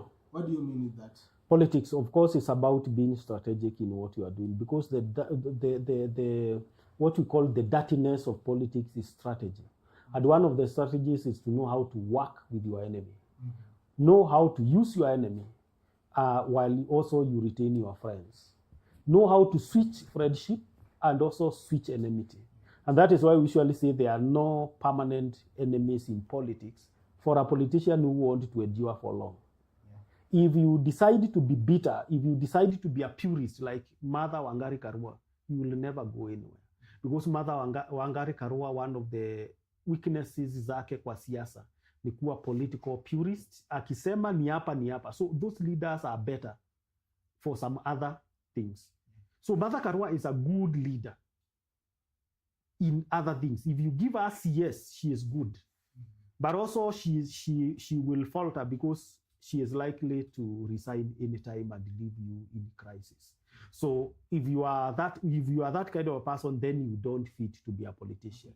Because to be a politician, you need to know how to transform yourself, how to persevere, how to compromise sometimes. Not compromising in terms of the bad way, but ustahili kuwa na ule msimamo mkali. Sometimes unalegeza msimamo. Sometimes you agree with some people for the sake of peace. So, okay. So politics, you have to have certain characteristics. You must have some certain character if you want to be a politician. And what are some of those characters that can make fringe candidates stop being fringe? Of course, fringe candidates is a different thing because now a fringe candidate comes to do some things. There was that question you asked me, why? Why do we need a fringe candidate? Number one, they disrupt the narrative. Of course, for example, of the two main horses. That is number. So they are able to disrupt that so that we don't think that politics belong to these people. And so that Kenyans cannot complain that we did not have an option. And that is why there are people who vote for them. Number two, they, of course, participate in what we call vote splitting. Like I have said, Kalonzo Musyoka did in 2007. He was able to split the vote from Raila Odinga, and Raila Odinga could not win so clearly. So some votes from Tharaka Nithi, few votes could be rigged. You know, one problem when we have so close elections, it is easier to steal, especially from one side that has the power. So, but if there is a big margin, it is not easy to steal. Like I can tell you in 2013, the margin was so big, there was nothing the state could do. In 2022 also, almost, of course, it wasn't very big, but it was so clear that it was hard for the state to manipulate the votes. And the other thing, of course, is what we call coalition leverage. And fringe candidates can decide to become, sometimes they have, in most cases, joined the bigger coalitions, and therefore they can be kingmakers. For example, if you have a fringe candidate who later, towards elections, joins a certain coalition, and that coalition can win. So they also have a role in that. And the other role, of course, is civic engagement, where we have some disillusioned voters. Even in 2022, even in 2027, kuna watu wanasema, sitapigia Ruto kura, na sitapigia Gachagua. Nitapigia ule mwingine. So, lakini nitapiga kura. So to avoid that disillusionment, they give also these people a chance to exercise their democratic and their civil right. So fringe candidates play a big role depending on how they take their elections. If you remember, for example, fringe candidates now, because of their influence, sometimes they are misused by bigger parties. And I will tell you that is what Gachagua did in 2022. Gachagua was technically a coalition, Azimio la Umoja's candidate, but he was meant to split to split a certain kind of votes. In 2007, Kalonzo Musyoka was PNU's splitter to make sure Raila does not get critical different, because it was very clear Mwai Kibaki was going to lose. And fringe candidates were used technically by President Moi was a professor of politics. We have never had another professor of politics. In 1997, he allowed them to have multi-party and allowed them to run, all of them. And he would get 30%, and the other 70% would be divided among the few. So before you continue, nilikuwa tuongea na Pendo hapa kuhusiana na the fringe candidates. Kwamba these people, we see them, but after election they tend to disappear. They disappear, yes. Yeah, they tend to disappear. So, and I had a narrative huku nje kwamba some people they use the fringe candidates not with the aim kwamba wanataka kurun for the presidency. Ama napigania urais, natafuta mtu be an opposition, shindana kwenye kinyang'anyiro. Then the fringe candidate is there to divide the votes. Some people think that politicians, they play that game. Wanaelewana. So I remember 2022 wakati wa Gachagua, many people say that Ruto alimweka Gachagua pale to divide kura za Raila Odinga. Una maoni gani kusema? Sioni, kwa sababu first of all anaweza kuwa aliwekwa, ndivyo nimesema, ikiwa aliwekwa na Jubilee. And that is why even after elections he considered and endorsed, said alikuwa kwanza ameshikana kesi yake na sio Jubilee, the Azimio. So even saa hii ako na Azimio. So that alone tells you even initially he was Azimio. Yeah. It was a project or something. And he was actually trying to split young people's votes. In 2022, the prediction was the young people were with William Ruto. They were not with Raila Odinga. Yeah. So, but they are used. That is why I've said they are sometimes misused by the bigger parties to split votes. So another question which you have answered it, but I want you to explain it. Where do these people go? After that? Yeah, after that. Kina Abdubadida, the people you have mentioned, yes, because they go back. The election, they had a lot of influence. I think Abdubadida went back to literature class. I don't know.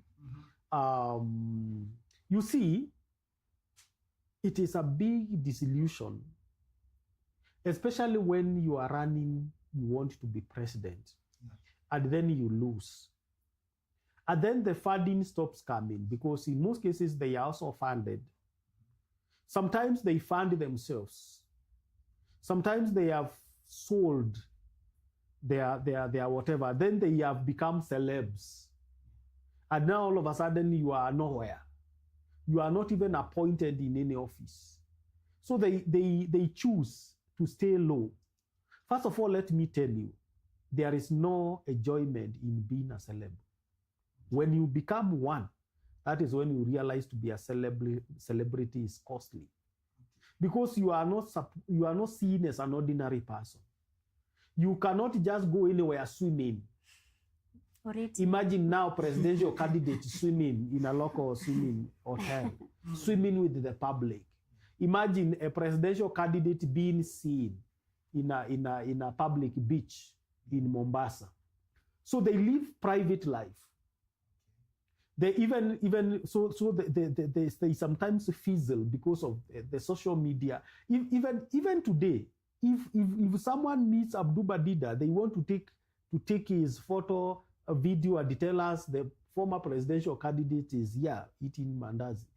You see that kind of a thing. Yeah. So sometimes they fear, and they end up now looking for a way of having a private life. So the social stigma also. Exactly. Okay. So that is why they disappear.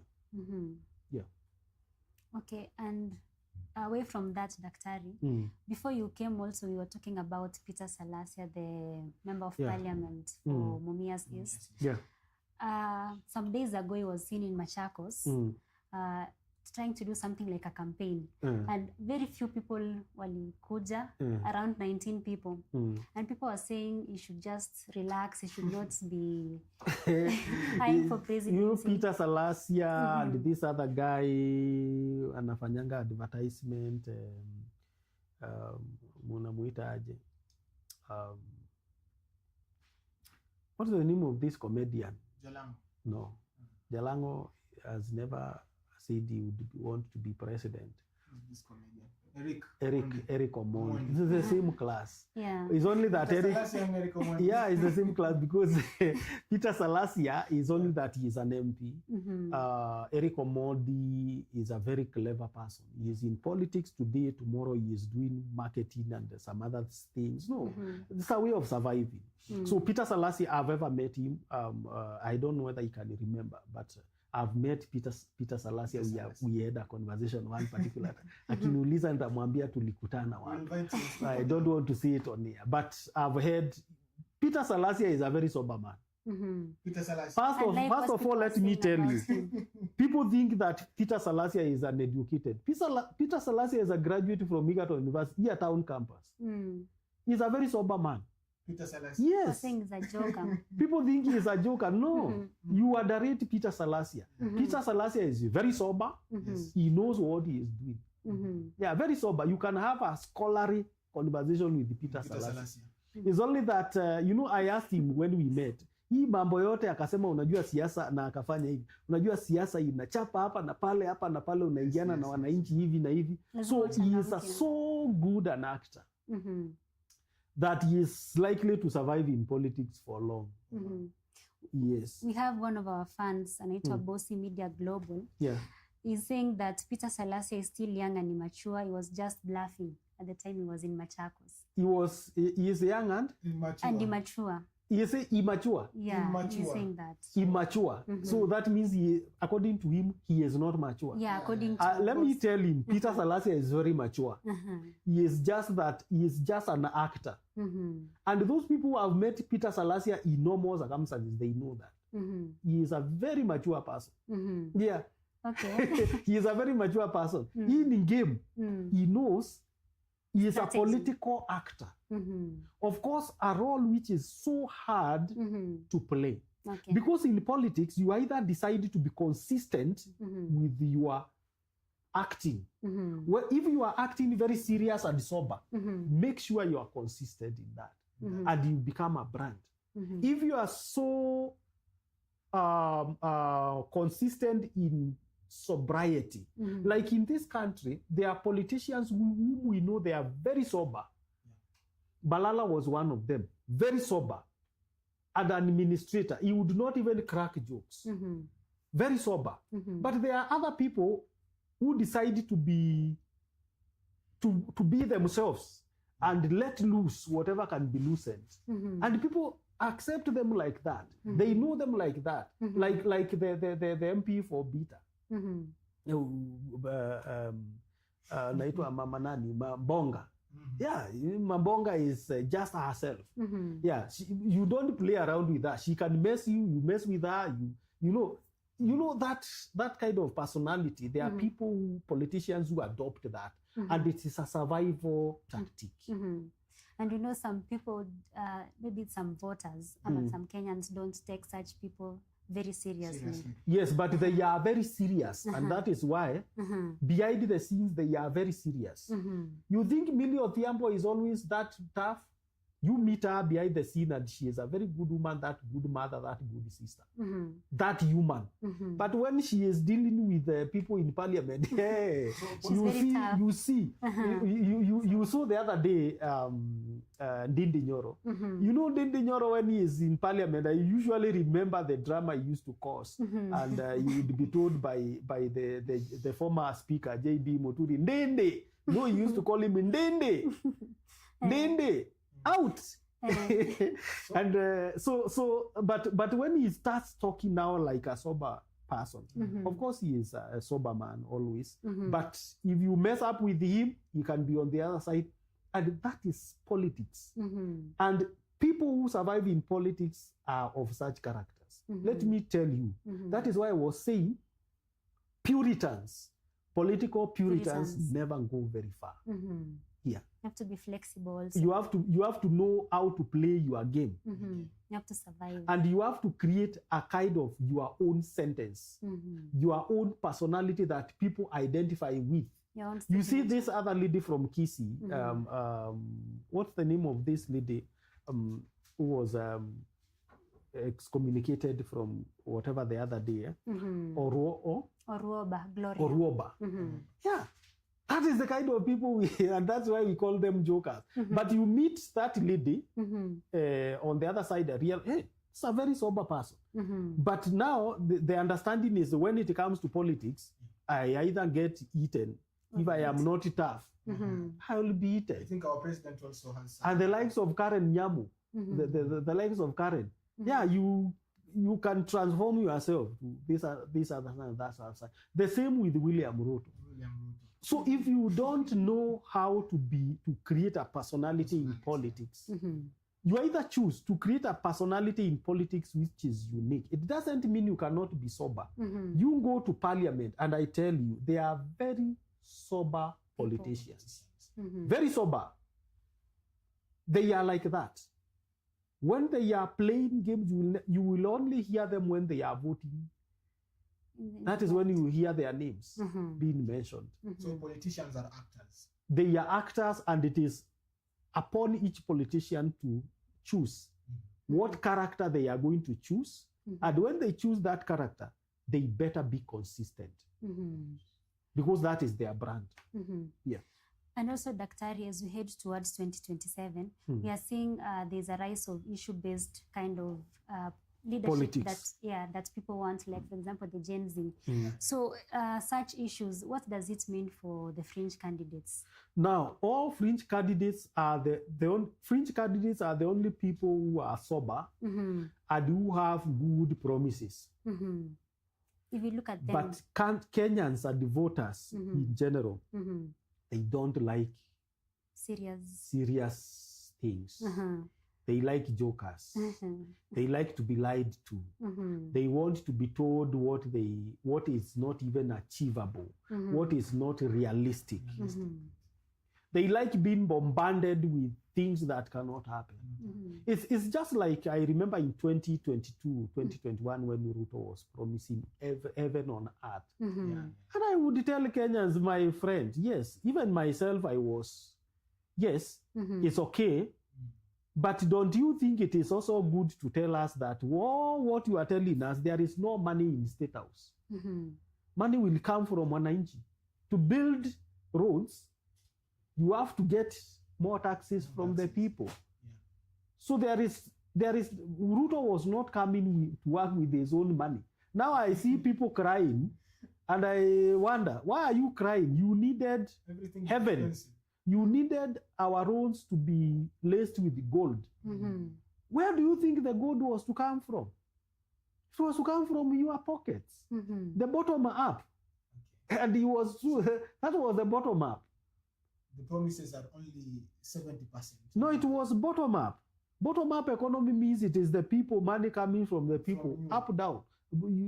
It's actually, the bottom up model is the opposite of devolution, chapter 11.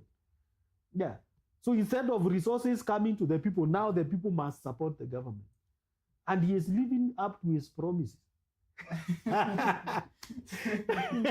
So Ruto is living up to his promises. Yes, it's only as we did not put it into context what he meant. Yeah. So, Daktari, these fringe candidates, we have talked about something about the media. Yeah. So it seems like this fringe candidates, the media is not fair to them. Exactly. So you as a political analyst, why do you think the media keeps to downgrade or exclude these candidates? Because that is the nature of journalism. The principles of journalism, name them. Prominence. 2, oddity. 3, conflict. 4, just name all of them. 8 or 7. The most important of them all that creates news in politics, one is prominence. So, a prominent person, a prominent event, a prominent place, prominence is created by media. So it becomes very hard for and prominence goes by what majority of the people are following. So if we have, for example, a rally here, Raila Odinga is holding a rally where 2 million people are there. And Salasia has 7 people in Ukambani. So you want to tell me the media will put Salasia as in the headline? No, and even if they put him as a person in the headline, it will not be a good headline. And also because it will be odd. It will be there because of oddity, but not on prominence. So the nature of journalism, it has nothing to do with the media being biased. It has everything to do with the nature of the principles that guides journalism. Yeah. So it's up to the fringe candidates to raise themselves, to raise their standards. Because always a more prominent person means this is a person who was a person of interest. And then we compare interests. If 1,000 people have an interest in a certain event, and 2 people have an interest in another, you want to sacrifice the interest of 5,000 to It cannot work. And that is why they find themselves as footnotes in news, because they are not considered as competitive newsmakers. So they will keep crying. Of course, when we want to balance, we have to put their small photos, small headlines at the back, but they will never break the news. They will never break the news. I'm saying this as a journalist, and I know what that means. So I cannot blame the media. But of course, sometimes the media may decide to be biased towards a certain candidate, and that one is defined by media ownership and also the editorial direction that the media want to take. And of course, if that is not enough, they also have what we call the house styles that they decide we are going to support this candidate. There was a time back towards the 2022 elections, a national media house was hosting some panel of guests, and they were talking about these candidates. And among them, someone was saying, who is Mwaura? They didn't even know who Mwaura was at the time. Exactly. Because now, if they are not prominent, if they have not marketed themselves, remember, politics is a competition. Politics is business. Politics is an activity that requires you to promote yourself, to market yourself, to brand yourself. So if you have not branded yourself to the people, then you are not popular. No one will be of your interest. And that is why, especially at a time like this, I can tell you in 2027, politicians need to brand themselves well, and especially to the young people.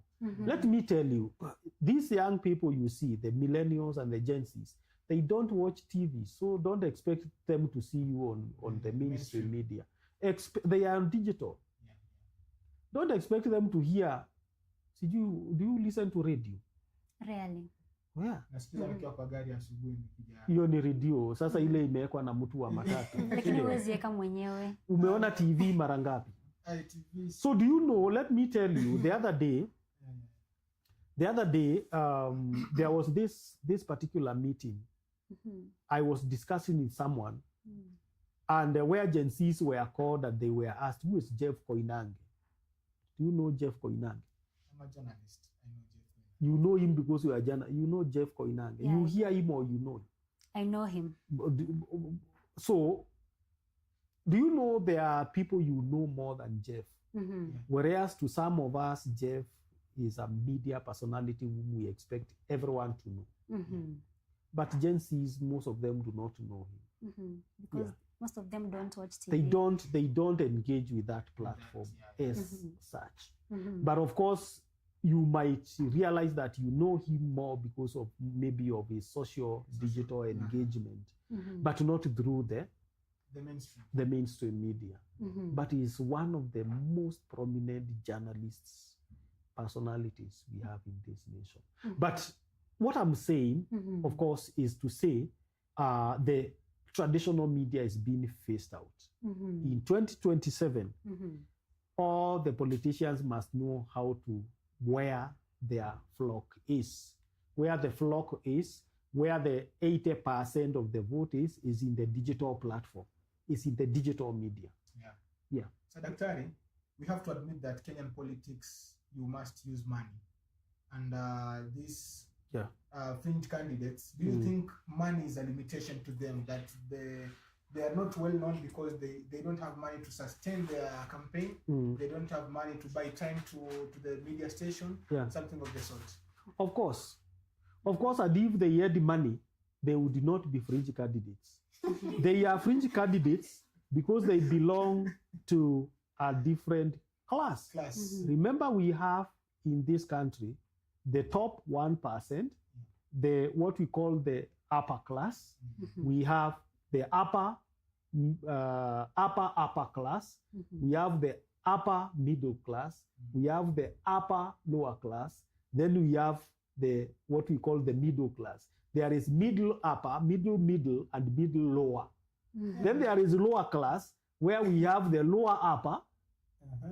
Even if you go, let me tell you, you go to Mathare and you realize there are rich people in Mathare. In that slum, actually, the houses are made of iron sheets, but ukiingia ndani ya huyo jamaa utakuta ni millionaire hako hapo.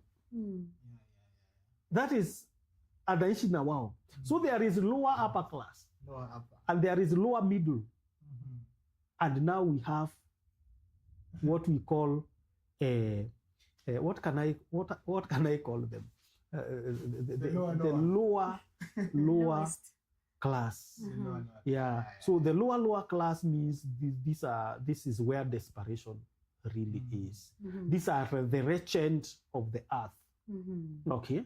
Now, if you go like that, you realize to be a president, you need a network of your class.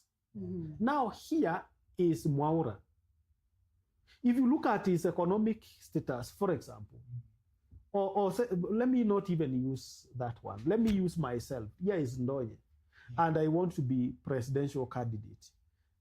The net worth of my 5 people, my 5 friends, the net worth itself is very low. You and your friends. Me and my friends, whom I can see now, our net worth, average net worth, is very small. So I cannot raise even fare ya kuenda Nairobi na ndege. You get. Yes. Can they wanangangana na basic needs.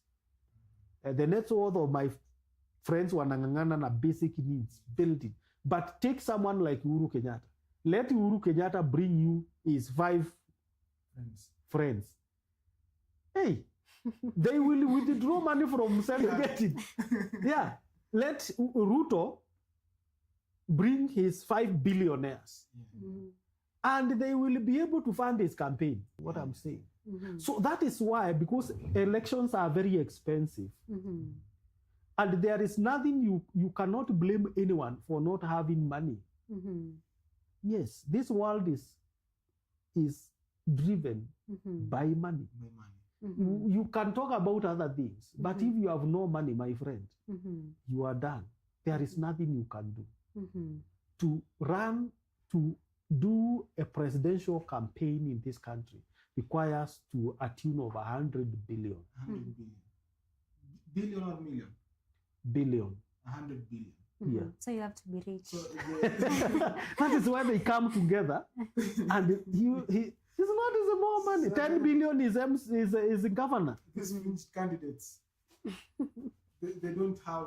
Even if you combine all the fringe candidates from 1992 to 2022 and their net worth and their children, they cannot raise that amount of money. Yeah. So elections are expensive. And I remember that during one of these sessions here, the political oracle, we talked about the country is not democratic. For a presidential candidate to be a president, it's not all about voting. It has nothing to do with the votes. It's not about the votes in the ballot. Yeah. There are some things behind the curtain which we don't know. Yes. So these fringe candidates, what is their role? Or are they are not together with those people who decide who to be president? They're just there to. What are their roles?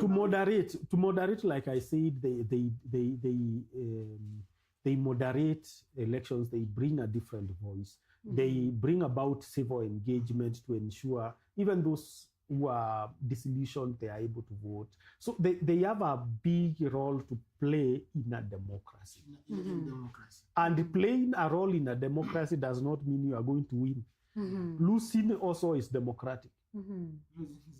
Yeah, losing an election is part of democracy. Yeah. So come 2027, they are going to make a difference in the elections. There is not going to be a big difference from what they have made. They are going to play their role. The same role. And their role is to bring about democratic balance. Their role is to make sure that person who doesn't want to go with the horses, the other day, I was asking in town, why do people prefer bicycles instead of, and someone told me, there are people who prefer bicycles over boda, piki. Nikauliza why, akasema, there are people who feel safe in bicycles than in border. It is the same thing. There are people who will feel safe with when their vote is given to a Fringe candidate than when it is given to a bigger candidate like Ruto. There are people who will say, no, siwezi vote Ruto, siwezi vote Raila, so nitapea vote yangu na afadhali nipea Gachagua. But they will have exercised their democratic right. So that is the civil engagement that comes with Fringe candidature. Yes. Yeah, Daktari, now, so before we conclude, let me read some of the comments that people have been mentioning here. Can you read for me, Ibrahim?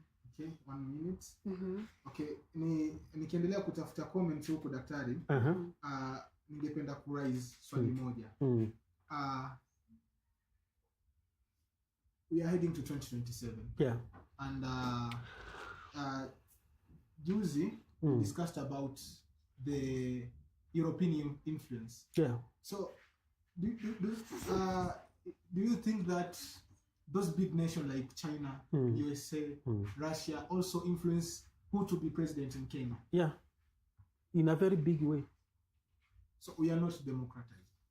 No, there is nothing like democracy. Democracy is an illusion. There is nothing called democracy. Democracy is an illusion.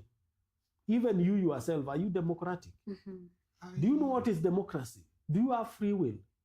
Do you have freedom? You don't have freedom. There's something I cannot say even here. Yeah, because you are not free. So democracy does not mean what? What is the meaning of democracy? They say it is the rule by the people, for the people. Yeah. But that is not democracy.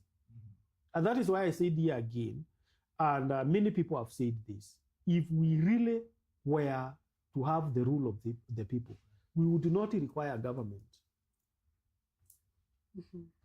Why do you need a government if the rule is by the people? The rule is by the people. Yeah, but we operate in capitalist structures. There must be hierarchies in the society. And those hierarchies are economic, social, cultural, even in terms of genses, in terms of age, there are differentiations. The world is created in such a way that it is patterned. Yeah. The world and the life is patterned in terms of hierarchies. Even your toe is lower, your hair is up. Yeah. So there is nothing like we can be democratic. That is why even using that democracy, we choose some people to go and represent us. That means they have more power. We give power to some people.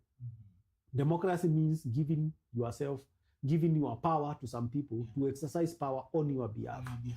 So still, you cannot do, you go to parliament, you'll be told you are not supposed to go there. You are supposed to elect someone to come here on your behalf. Is that democratic? If it is by the people you are supposed to access everywhere. Yeah, so democracy is an illusion. Democracy is an illusion. Yeah. So remember, this is Political Oracle, a segment of the Talk Chat podcast. Now we want to see your comments and your questions for Daktari here to answer them. Pendo? Thank you so much for tuning in. We have so many people commenting. Yeah. We have Emily Morai, amesema it's a timely topic following. Thank you so much. Health Coach TV has also said that he's subscribing right now. He can't wait for more of such conversations. Keep posting. The power is with you. Thank you so much, Health Coach TV. And Health Coach TV amesema pia that those fringe politicians are mostly the ones with good and realistic achievable manifesto. Exactly. Except for Gachagua, of course. Of course. One thing, let me respond to that and thank you for that comment, because that is my conviction. They usually have the most sound manifestos, the fringe candidates.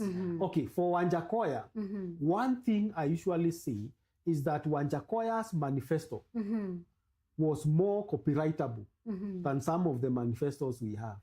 Because there is no way you could steal Gachagwa's manifesto. And that's the problem I have with some other candidates. Why are you coming up with manifestos that can be stolen, can be said by another person? It was bad, but I think politicians must come up with manifestos that are unique. So for uniqueness, it may not have been sound, but it's unique. but it was unique. You remember that is the quarrel I had with Maraga. Oh, I will finish corruption. Oh, I will make sure taxes is used. Who cannot say that? Almost anyone. But Gachagua was very unique with his manifesto. I'm sure 10 years from now, if you just remember Gachagua's. If you mention this, you'll be told that is Gachagua's. But tell me what was Oginga Raila's manifesto in 2022. What was unique with him? Campus free. The 6,000 shillings. By the way, we lost the 6,000. We lost it by not voting Baba. What I can say about Gachagua, the man had a vision. The man had a vision. Yeah, it's only that the vision was not moral. It was queer vision. It was moral, but he didn't use the right. No. Right. Okay, planting bank and selling bank is not a bad thing, but alifaa tuletea ile swala kwa njia ya busara. Yeah. Lakini Gachagua yeye I think is one of the users. Gachagua. Okay. Alafu pia Alisha amesema Gachagua however still managed to have a following of his own. Yes. Just as she explained, they help in fulfillment of the electoral process and his own which way. is true. Yeah, which he did. Bossy Media Global amesema my question goes to the two of us. As youths, do you think tribalism and media bias contribute to some politicians being fringe? What do you think? And media bias. Media bias. Yes. We have talked about media bias. Media bias. Tribalism, yes, exactly. It contributes, but to a very small Low percentage. Because what works when it comes to tribalism, remember, we have said first of all, make sure you come from the big five. 2, make sure you join their coalitions. Those 2 reasons. That is why Wainaina was a Kikuyu, but he was a fringe because there was still a coalition for the big five. Gachagua is a Luo. There was a coalition for the big five. He never joined them. So if you want to come out of fringe, make sure you come from the big five. Make sure you join the big five. Note this: joining the coalitions of the big five is more powerful than coming from the same tribe, from the tribes. It's like aligning. Like what Joho did with exactly. Joho does not come from the big five, but he aligns himself with the big five coalition. So that is the strategy. Another one said the know-how. Amesema it is a very informative discussion. Thank you so much, the know-how. Then my voice, my weapon, said they fail to understand that politics is regional and ethnic, very bold and deep, Daktari. I think I already read that one. Yep. Then we have Mumba. She's saying that's very informative discussion. She's been following keenly. Yep. And then lastly, Alicia, she was responding to the question of Peter Salasia. Amesema, could it be that it's Peter Salasia's political strategy allowing him to mark himself the way he was being a joker and everything? Yeah, that is his unique way of doing politics. He is very sober. Yeah, I can assure you, Peter Salasia is a very sober man. He is more sober. I remember one time Peter Salasia wanted to become the personal advisor of the president. Yeah. And after a very few days, the president announced that he wanted to bring the chapati. 1 million chapati. Yeah. So many of the Kenyans on the social media were saying that they said that was Salasia's because they usually think is shallow. They usually think, but Peter Salasia is a graduate with a bachelor's degree, I think, in commerce, or is it commerce or bachelor of commerce or something like that. No, I don't think it's economics because he was in town and he was actually a student's leader when he was in the university. Yeah. So he is not the way we think that he is tukiona akikanyanga matope. No. I could be wrong, but I met Peter Salasia. I held around 1 hour with him. I did not see a mad person. Yeah. Okay. I didn't see your utoto. Lakini I asked him, and I realized it's just an acted. Act. Okay. Yeah, but that is his nature of doing politics, and that is why if he continues playing it smart, he's likely to stay in politics. Yeah. Okay, thank you so much for your comments. They have really been helpful and informative. Don't forget to subscribe to Talk Chat Podcast and listen to the Political Oracle. And this live is going to be happening every day from Monday to Friday from 2 p.m. My name is Ibrahim Jodia, and our political analysts have been Dr. Michael Ndonye and my co-host. Yeah. Okay. Thank you for having